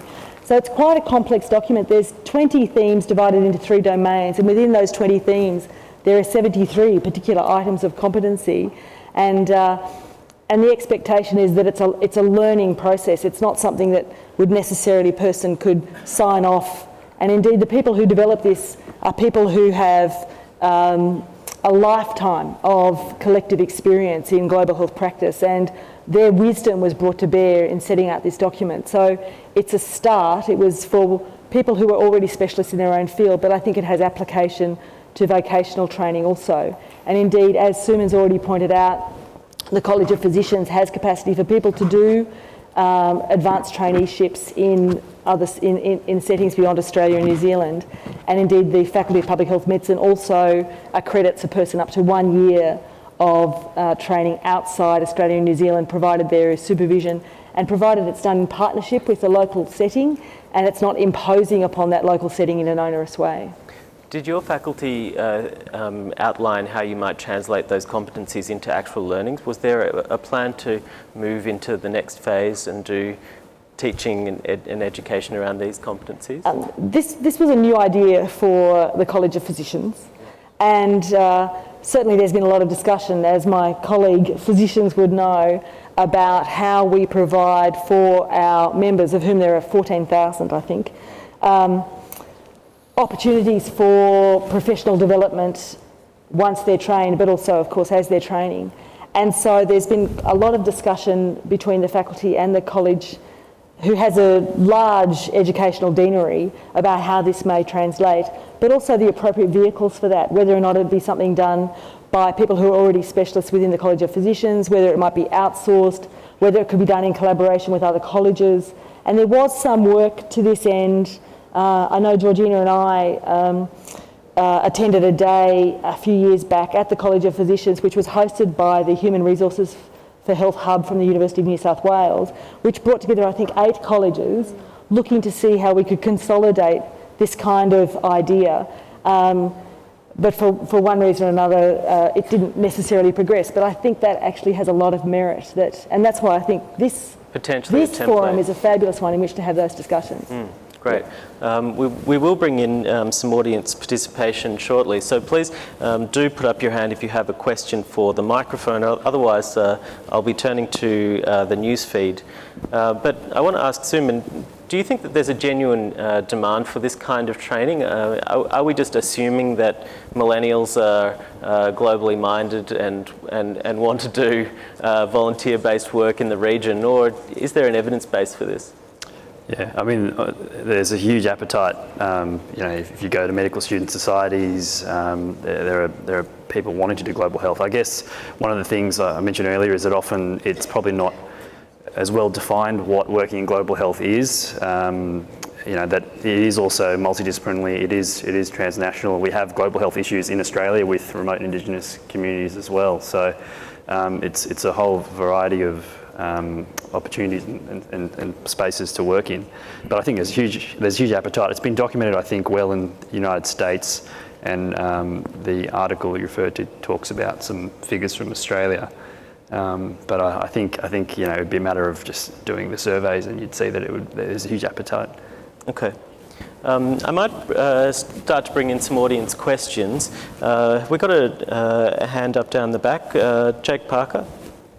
Thanks, Lloyd. Thanks for everybody for speaking. A lot of the panel has spoken about these long-term partnerships, which it sounds like a few of you have already been a large part of. I suppose as a trainee, I'm somewhat frustrated that my own college doesn't have a long-term partnership, and obviously they're not that easy to start and continue on. So I was wondering what you thought were the main barriers that stop colleges or universities or hospitals from, establishing these type of partnerships, and how we might be able to overcome some of those barriers. Georgina, do you want to take that one? Cost and risk. And I'm speaking for myself and my emergency medicine colleagues. Almost all of the work that we've done over the years in visiting and the peer support and all the capacity building activities have all been done in personal leave time at own cost, or creatively using CME funds or other sorts of things. But I have approached my hospital, and I'm sure many hospitals will have the same responses. Well, why would we fund you, or why would we support you, or create time for you to do work in other countries? It's the public health system, and we're very cost constrained, and so I understand all of those sorts of things. And colleges are fundamentally there for training, building their specialty, and again it's outside the square. And if they start formally recognising these sorts of training opportunities, then they're opening themselves up to a lot of risk too. And as Vincent has alluded to, Papua New Guinea is not necessarily a safe place, and many of these sorts of experiences you put yourself into different situations where you're exposed to potential risks, and generally colleges are fairly risk averse about, the society is fairly risk averse about those sorts of things. So I think they're two big barriers for formal partnerships to develop over a long period of time. Having said that, there are models of some hospitals that have formed partnerships with other hospitals, and that there are models out there. Suman? I think funding's a huge barrier, but I think also one of the other ones which is being broken down is the issue of do you acquire skills when you're training overseas, and I think there are well-established models of remote support being quite effective, and that's what we use. We have a training plan, a list of competencies, and there's mobile phones in many countries and contexts where you go, and internet connections that you can get to, even if sketchy, to have some kind of remote supervision. So that was one of the earlier reasons for not accrediting physician training in other settings, but with established training plans and demonstrating it over the past 3 years, I think that's no longer a barrier. I think it's also got to be tested with other colleges, and I know people that have done it similarly with College ING and the Emergency College. And Rosemary? With our faculty, which is part of the College of Physicians, there was no barrier, we just did it. And it just hadn't been done before. And so I don't think there was any particular barrier. It was a group of interested people who thought we could have a go. And the group of interested people comprised me and a few others who were experts in global health. And I think, like in the rest of our emerging medical workforce, there's long been a commitment amongst public health physicians to have a broader role. And so it was timely and got a lot of interest. The other thing is that with respect to funding in hospitals, we know that the College of Surgeons, for example, has its Pacific Islands project, which has been ongoing now for decades. It's largely funded by donors, by AusAid, and we know also that there are constraints, or may well be constraints, across other aspects of the AusAid budget. I don't know if that will impact that. But in anticipation of what's happening to Australia's overseas aid budget, I was approached by a group of people from Pacific Islands last year when I was in New Zealand, who appreciated that if the AusAid funding, which had previously funded people such as yourself, Lloyd, was to reduce, then they would have to try and fill that gap some other way. And I thought this was a great opportunity for clinicians, especially staff-employed senior medical leaders, who I'm sure, certainly in my state, get a very generous study leave allowance, and I expect that's the same in other states also, to use that to the extent that we can to serve. And I know many, certainly in my state, many clinicians have done that for a very long time. And so funding may not necessarily be a constraint. In my own hospital, my chief executive is very supportive of me using my study leave to that effect. And I know in my local health authority that's used by numbers of clinicians to do that. So while colleges may not necessarily have the funding directly available, I think they're, especially for salaried, I appreciate that for visiting medical officers that's different and a much more problematic thing, but especially for salaried senior medical officers, I think that's a real possibility. So you've mentioned a key partnership with the Australian Aid Program, and it's something that I'd be interested to explore further. I'm wondering if there's anyone in the room who has expertise with the Australian Aid Program. No? We might come back to your question, but if there is anyone who can comment on issues of the Australian Aid Program and the budget, that I'd be interested to hear. Just before we move on with another couple of questions, you mentioned risk, and I just want to hear your perspective on this partnership model with on-the-ground contracting partners. Suman, you were in Abkhazia with MSF, and Rob Mitchell, for example, is supported by AVI in PNG. So I'm just wondering if you could just highlight that partnership model as a way to try and mitigate some of these risks that you've highlighted. Yeah. That's the Madang model was always a little exposed because trainees were self-funding it completely. It was getting accredited towards their training. So in that sense, the college did have some kind of responsibility over them, but it was explained fairly clearly that they were going at their own risk and so forth, and that made me uncomfortable as things progressed. And so I was lucky enough to form a relationship with the AVI, Australian Volunteers International person in country, who was very interested and supportive, and so that's now become a position through the AVID program, Australian Volunteers for International Development, which is funded through DFAT now, and that just takes a lot of the logistics and a lot of the risk out of the equation for me and Vincent and the college, and that's managed now through the AVI organisation and through the program. So that's a terrific partnership, and it also goes some way to assisting with costs too, because they fund airfares and so forth. So it's not so much borne by the trainee who was funding it all themselves before. So that's a potential model, and I know that in Nepal it's not through AVI, but it's also through the AVID program, but a different provider. I think it's Oz Training. An accredited position's been set up for advanced trainees in emergency medicine in Nepal. So using the same kind of framework to assist with costs and risks. So it's a potential positive model. So far, so good. Did we have a comment down the front? I wonder if we can get a microphone, or perhaps just call out and I'll repeat your question or comment. Or we'll get a microphone down the front. We might bring in a question from the news feed at this point. I'm wondering, the question is, can the panel comment on any hurdles to pilot wider use of telehealth to pilot innovation in global health vocational training and direct supervision? So this is about using technology to overcome the boundary of remote supervision.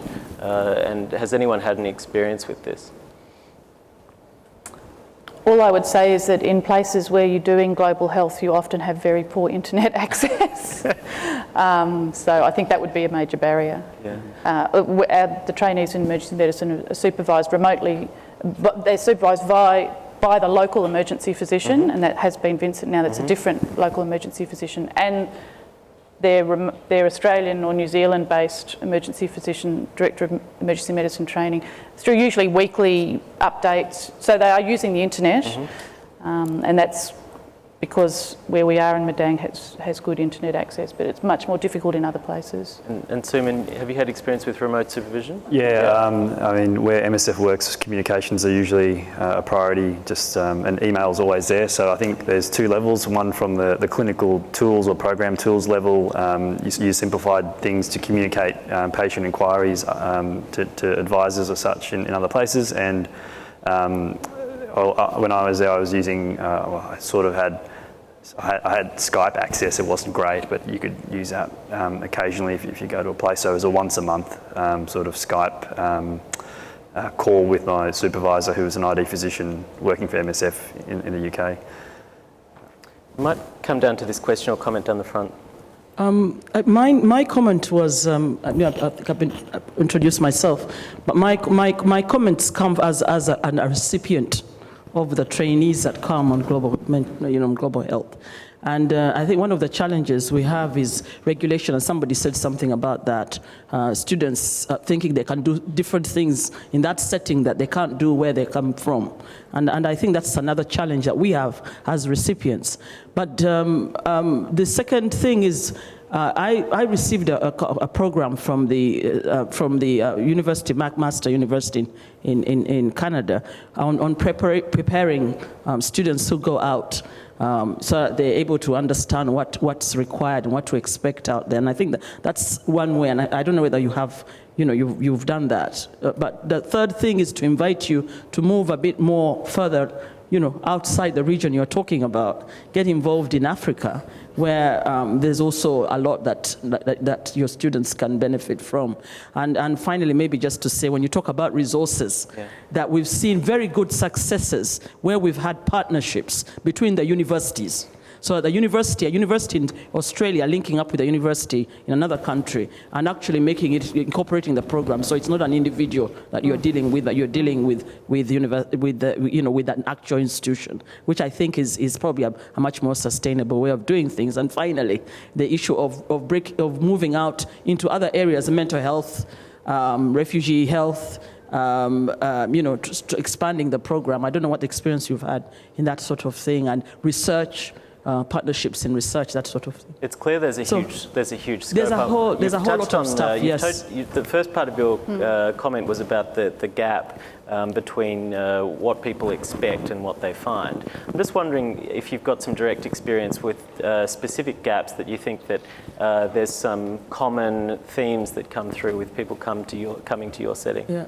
Can I just say that when I did the diploma in tropical medicine in the University of London, I met, we had my fellow students, many of them wanted to go out and do things out in, beyond where they lived. And I think there was a lot of gaps in the training. Right now, the University of London now does that course in Africa, in East Africa, so that it's training on site is probably more valuable than training, somewhere else, and then you come to do the practicum, on site. I think that has made a very big difference in the way students appreciate and the exposure that they get. So I think the gap at which part of the training you go out in the field and actually really experience what's really on the ground, I think matters. In terms of you right from the very beginning understanding the stuff that you've been talking about. So I think moving the training from Australia and taking it somewhere else may be more useful than doing it in Australia and then sending people out there to go out to do the practicums and what, I think there is a difference where you do the training from the very beginning. Vincent, do you have a view as to what stage in the clinical career that you think that this would be best suited to trainees coming into a low resource setting? Is this something that we could set up for interns, or is this something that is best suited to senior registrars or even fellows or consultants? And if we were to set up an early career model, what would be the requisite support that you would need? In short, it's probably best for a more senior registrar, in the sense that we are resource constrained. We don't have enough. I wear too many hats, and there's a limited amount of time that I can actually spend in direct supervision, and so have that seniority gives them some level of independence without having to depend on me too much. And they can always give me a call on the phone if they have a question, but I think they'd get much more benefit out of it if they were senior. It doesn't stop younger or more junior officers from coming. I just think the amount they get out of it will be a lot more if they were senior, and the amount they put in would also be of much more benefit of senior. The other thing for me personally, is I prefer someone who's senior because I'm stuck there on my own, and I suffer from professional isolation. So having them come helps me to keep up with someone in a similar field that I can discuss with, etc. That's a good point. So from my perspective, I prefer someone senior. Great.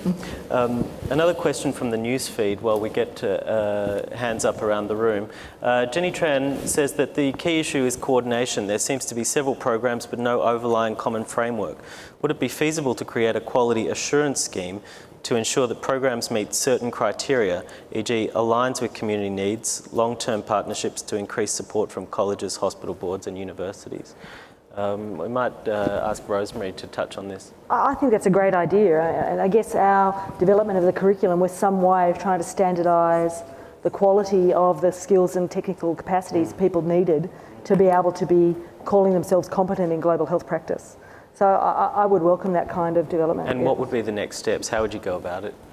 Well, I think, as I mentioned earlier, something which started a few years back but unfortunately didn't progress was looking at who the key players are in our Australian setting, and it would be a combination of anybody who's involved in medical education and professional development. So that would be universities, colleges, professional institutions and organisations such as the AMA, and I guess forming a peak body and looking to see how we could do that, knowing that there's a lot of diversity within what's required, but there needs to be core, standard, high quality benchmarks that we're making sure we're meeting before we're legitimising somebody to go out. I think something that Vincent has mentioned and Margaret also alluded is that I think it's a paradox that if we're looking at the whole of the medical fraternity, I would hazard to suggest that most people who are actually going out into these, what we call the global health settings, low or medium income countries, are in fact medical students.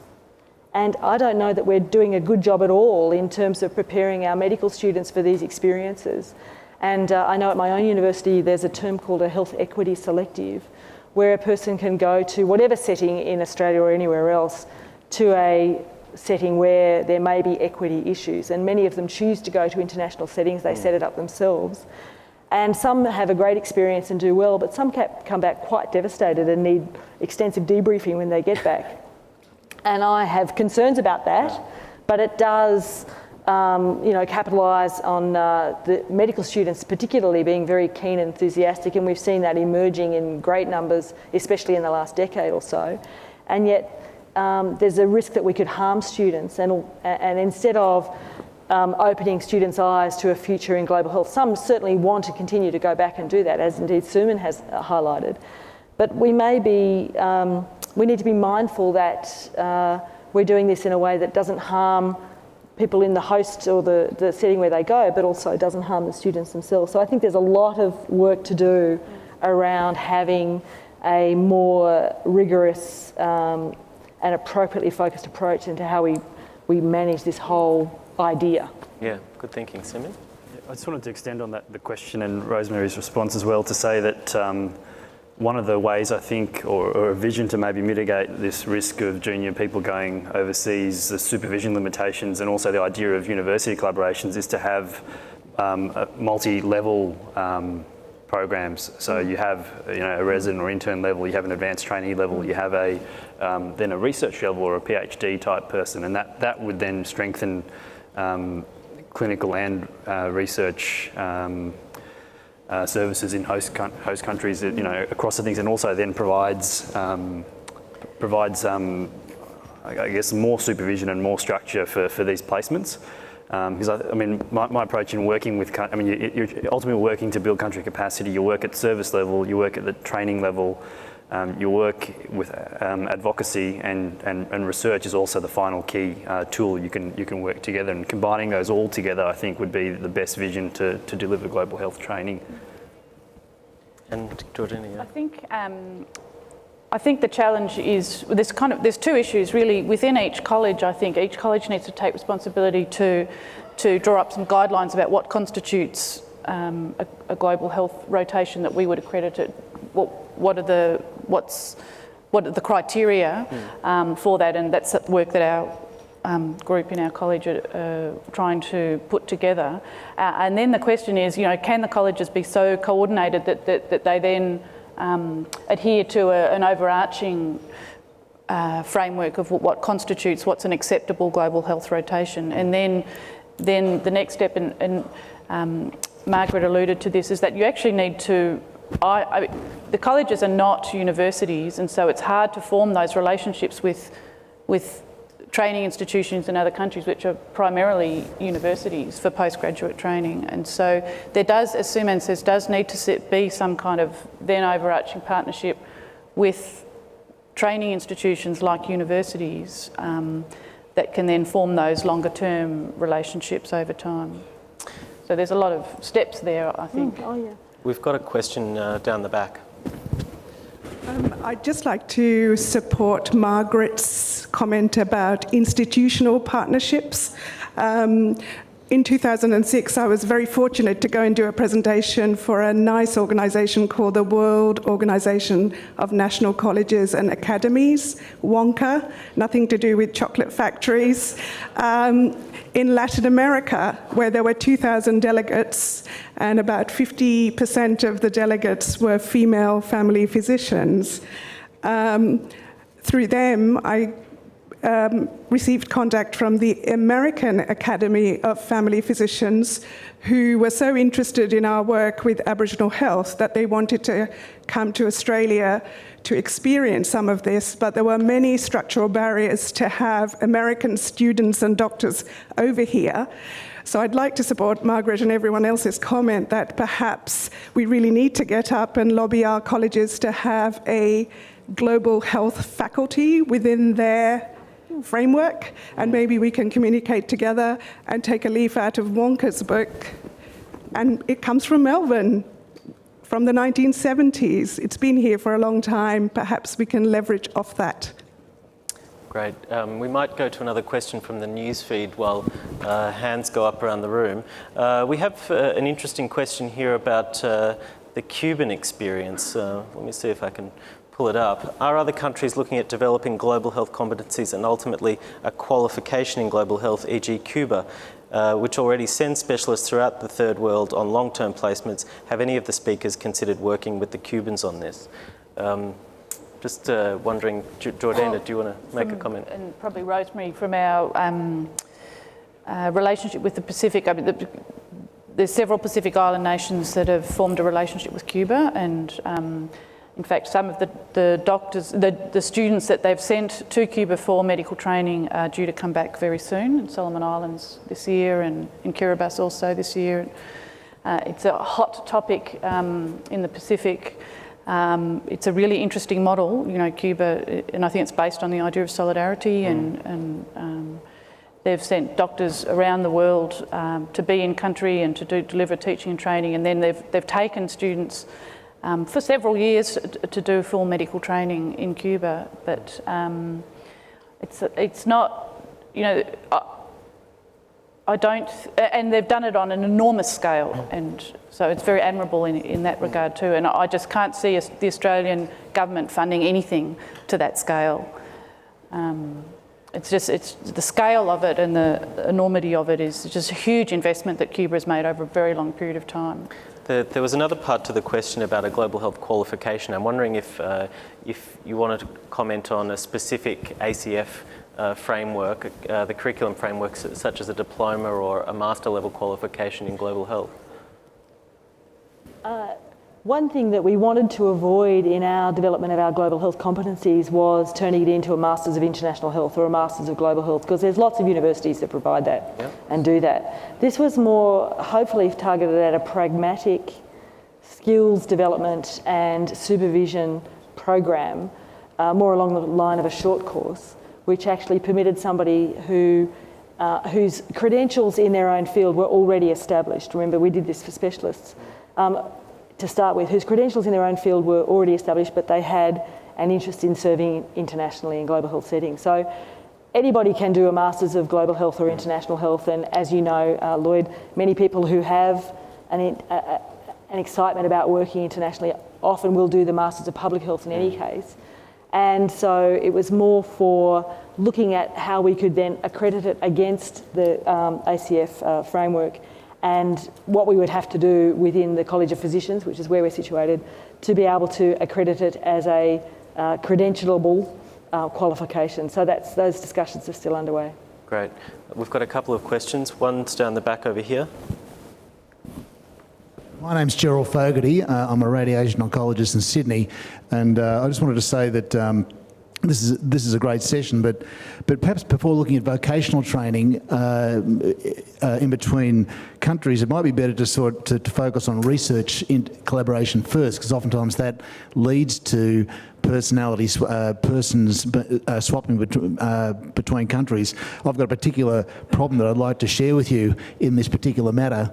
I'm running an international trial looking at the role of radiotherapy in melanoma, and this trial has been quite well funded by the NHMRC, and we've built an international collaboration around this trial.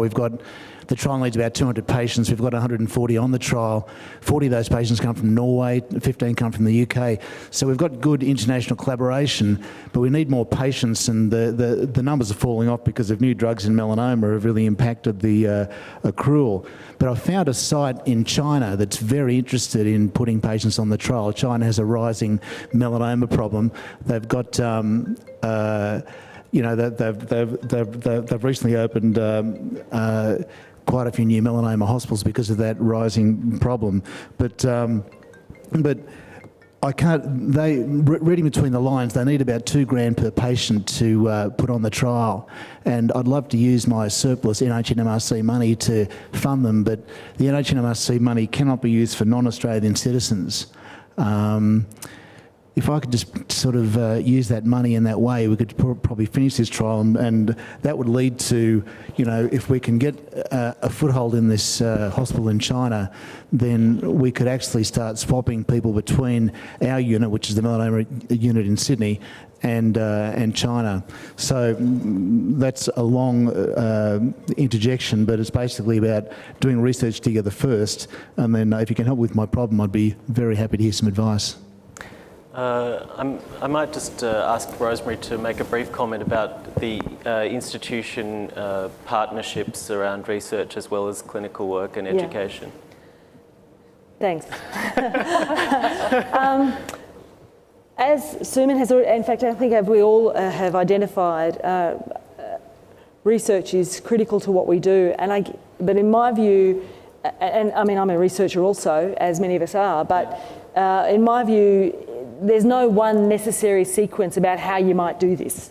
And so research is critical, and indeed certainly part of our competency framework is around ensuring people have evaluation skills and research. I know you're talking on a different scale in terms of clinical trials, and I agree, international clinical trials have that's a whole nother topic. But I think that in terms of how we can be bringing a rigorous research focus which actually answers the questions that people in low and middle resource settings want to have answered, I think that's another avenue for people who have experience in Australia, obviously highly credentialed in those fields, to offer. And indeed, it's no coincidence that all of the people who were part of our global health competency development team are all university appointees with very strong service records in settings such as PNG, especially East Timor and Latin America, Haiti, and also Palestine, and have been doing that as part of their own research careers in their universities. So I think research is critical. It's not the whole story. I think service and pragmatic support and capacity building are also part of that story. Suman? I absolutely agree with that. It's a combination of everything, but I'll also extend that to say that apart from research, I think a critical component is also research capacity building, and that's core business of what the Burnett does as well. And there are models for this. I think one of the great initiatives I'm involved with at the moment is a operations research training course that's run by the International Union Against TB and Lung Disease and MSF, where they take program managers from the Asia Pacific region, teach them very basic skills in operational research, which is essentially using their own data to structure very simple questions over a year. And the output is a publication and a very direct research question that feeds back into the health program. And that builds partnerships, that builds skill at the local level, and then encourages a culture of research within health programs. And initiatives like that should, I think, be supported much more. And that's where I think Australia can play a role in the region. It is in those kind of things. We've got skills to contribute to research capacity building, not just finding clinical trial sites or farming off blood samples from PNG for malaria genome sequencing, which has happened quite a lot. I just wanted to add to that, which is many of you may know of the international network in clinical epidemiology funded by the Rockefeller Foundation initially in the 1980s, started from McMaster University in Canada actually, which has trained thousands and thousands of professionals from low and middle income countries in pragmatics of clinical epidemiology in order to then send those people back to train further and further people in their own countries. So I think there's a long tradition of research capacity building in Australia, and there were a few centres in Australia which were part of that international network. Are there any more questions from the audience? Otherwise, we might take another question from the newsfeed. Well, there's a hand up down here. In the meantime, there's a question about training. This comes from Chris Milross. How can we build on our involvement in global health training to help us in Australia with respect to finding a solution to our own global health problems, namely the gap in healthcare outcomes for Indigenous Australians? And any volunteers to take on that question? I'll have a crack. I think it's really interesting that global health practice is something that attracts a lot of attention and is attracting more and more attention. And yet pragmatic responsibility and solution development for addressing our own gaps in equity, and it's not only, of course, with our Aboriginal and Torres Strait Islander peoples, but the wide health equity gap in Australia, for some reason seem either too hard or not that interesting or someone else's problem. And I've had to reflect on this in my own hospital. When I mentioned I was in New Zealand last year and spent some time with Pacific peoples there, and realised quite with a shock, given that I've been trying to think about this thing for a while, that in my own hospital we do absolutely nothing for Pacific peoples in terms of cultural safety, in terms of helping, targeting programs. And yet we're the main hospital in my city, which is Newcastle, which actually serves as general hospital, the Pacific community of our city. So this was quite a shock, and so we're developing engagement in order to be able to do that. I think it's a really pertinent question that a person doesn't have to go overseas to bring these kinds of values to bear on our practice, and I think that's an important thing that we reflect on. Let's go to this audience question. Tom Stanley. I'd like to start by saying that my 4 months in New Guinea, in Goroka, in 1968, were the best 4 months of my life. I learnt more, experienced more than I have in the subsequent, I won't tell you how many years. I'll leave it to you. I'm very interested in the question of the notion of whether we're practicing when we send doctors to certain populations, and the whole question of risk. So I want to tell a short story, and I promise you it's short, but perhaps it highlights it. So when we were in New Guinea, there was, we heard of a patient who had an obstructed bowel. And I went out with one other doctor. We went out in a 4-wheel drive. We went out in the afternoon. The night fell. We couldn't get the patient out. And there we were in Kainantu. And when we arrived, the patient was almost dead. And what we had was the following. We had a dirt floor. We had a standing light. We had saline. And the only antibiotic we had was streptomycin. So being new and being a physician and not a surgeon, the chap with me said, look, we have to operate. So they filled him full of local anaesthetic because there was no general anaesthetic. And we started to resect the bowel. In the middle of the operation, I asked my friend, I said, how often have you done this operation? He said, look, I've got a 30% success rate. I said, 30%? I said, how many have you done? He said, 3. And that's a very true story. We were terrified that the patient would die, right? We were there, we were in the middle of everything. Anyway, so we filled this patient with streptomycin. The next morning we arrived to see the patient and he'd walked out. So it's a good story, it's a happy story, but there is a risk. Were we practicing? I think we saved his life. Vincent, do you want to comment on that? I wonder if Vincent could give us his local perspective of whether Australian trainees or even young consultants or fellows are actually in a role where they're practicing in local communities, or whether they're developing capacity and delivering services. It's a bit hard to say, but I think a bit of both.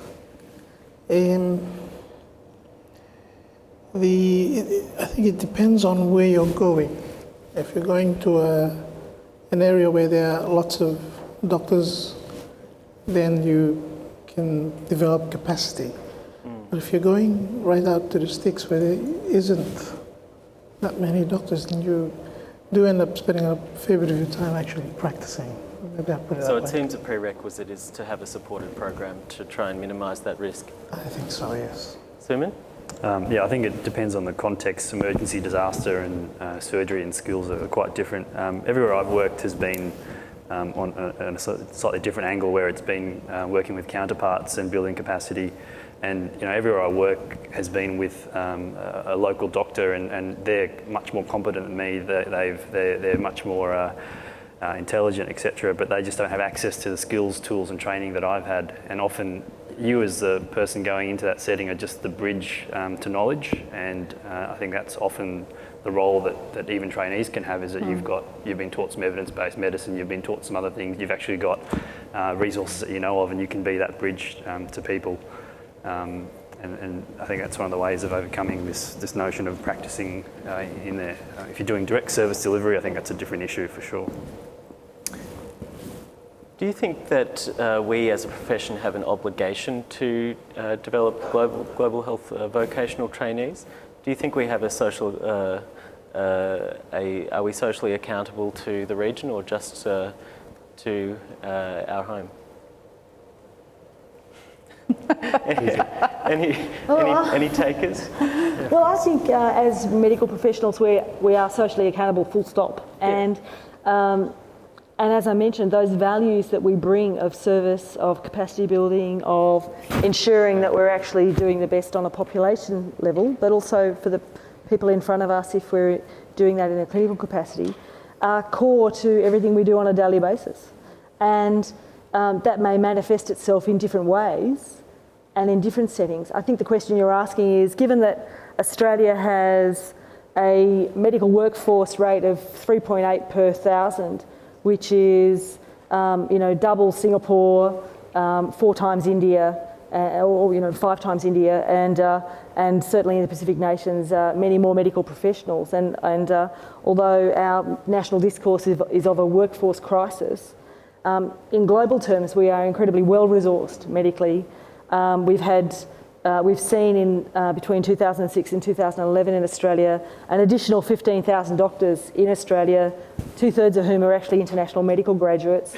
I think we need to be mindful of, while we as an organisation are reflecting on what our national concerns are with respect to workforce, who we're training, where they're going, how we prepare them for the practice they are, what that means industrially, all of that. I think we need to continue to remember that we are an incredibly highly resourced nation, and I'd like to think that all of us in the health profession, in the medical profession, appreciate that we are very privileged, and with privilege comes an obligation to serve. Thanks, Rosemary. I think we've only got a couple more minutes to go, so I might try and bring this session to a close with a short summary of the discussion that we've had this morning. We've touched on the drivers of a young, purpose-driven, socially minded workforce wanting to have an impact in a region where we are a relatively wealthy country surrounded by a number of countries that are less well off. We've talked about the wonderful opportunities, both for local counterparts in developing capacity, but also developing our own clinical skills and skills in research. But we've emphasised the importance of partnerships, institutional partnerships, personal relationships. We've emphasised the importance of universities, of the research institutes, of the hospitals and the healthcare services, and I think we've had a couple of good examples of where this could potentially be further developed. Rosemary, you touched on the idea of perhaps trying to develop a framework and bringing people together to agree on some common standards and pathways forward, and that requires real leadership, and perhaps that might come from colleges, from universities, from the research and training institutes, or from the profession itself. So I think that there's a really exciting time for us to think about global health vocational training, and I think that there's a great deal of opportunity. So I might bring this session to a close and thank all. We have and thank Dr. Agarwal. Dr. Agarwal, welcome. Do you have a microphone? Thank you very much. I just want to make a comment that one group you probably haven't emphasised in your closing remarks is actually the AMA and AMSA, who have got a significant role to play in the Global X conference that they're holding through AMSA. The AMA works very closely with the WMA, World Medical Association. We have links and can make links and have that relationship building and knowledge transfer capacity working with other associations around the world. And certainly with James and the group of the junior doctors in training here, and the Junior Doctors Network, there's much more reality checks, but people want to do this sort of work. I mean, our members would like to have their opportunity to work in places other than home. And if we can augment that process as an AMA or as AMSA or a WMA, I think something we should certainly be trying to help with. So thank you. Excellent. Thanks, Mukesh. I really appreciate you adding that comment that the AMA can really play a leadership role in this too. So please join with me in thanking our panel of expert travellers.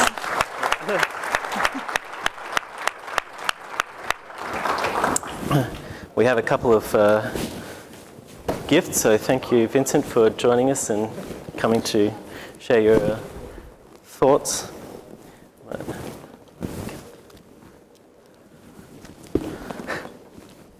And zoom in, thank you.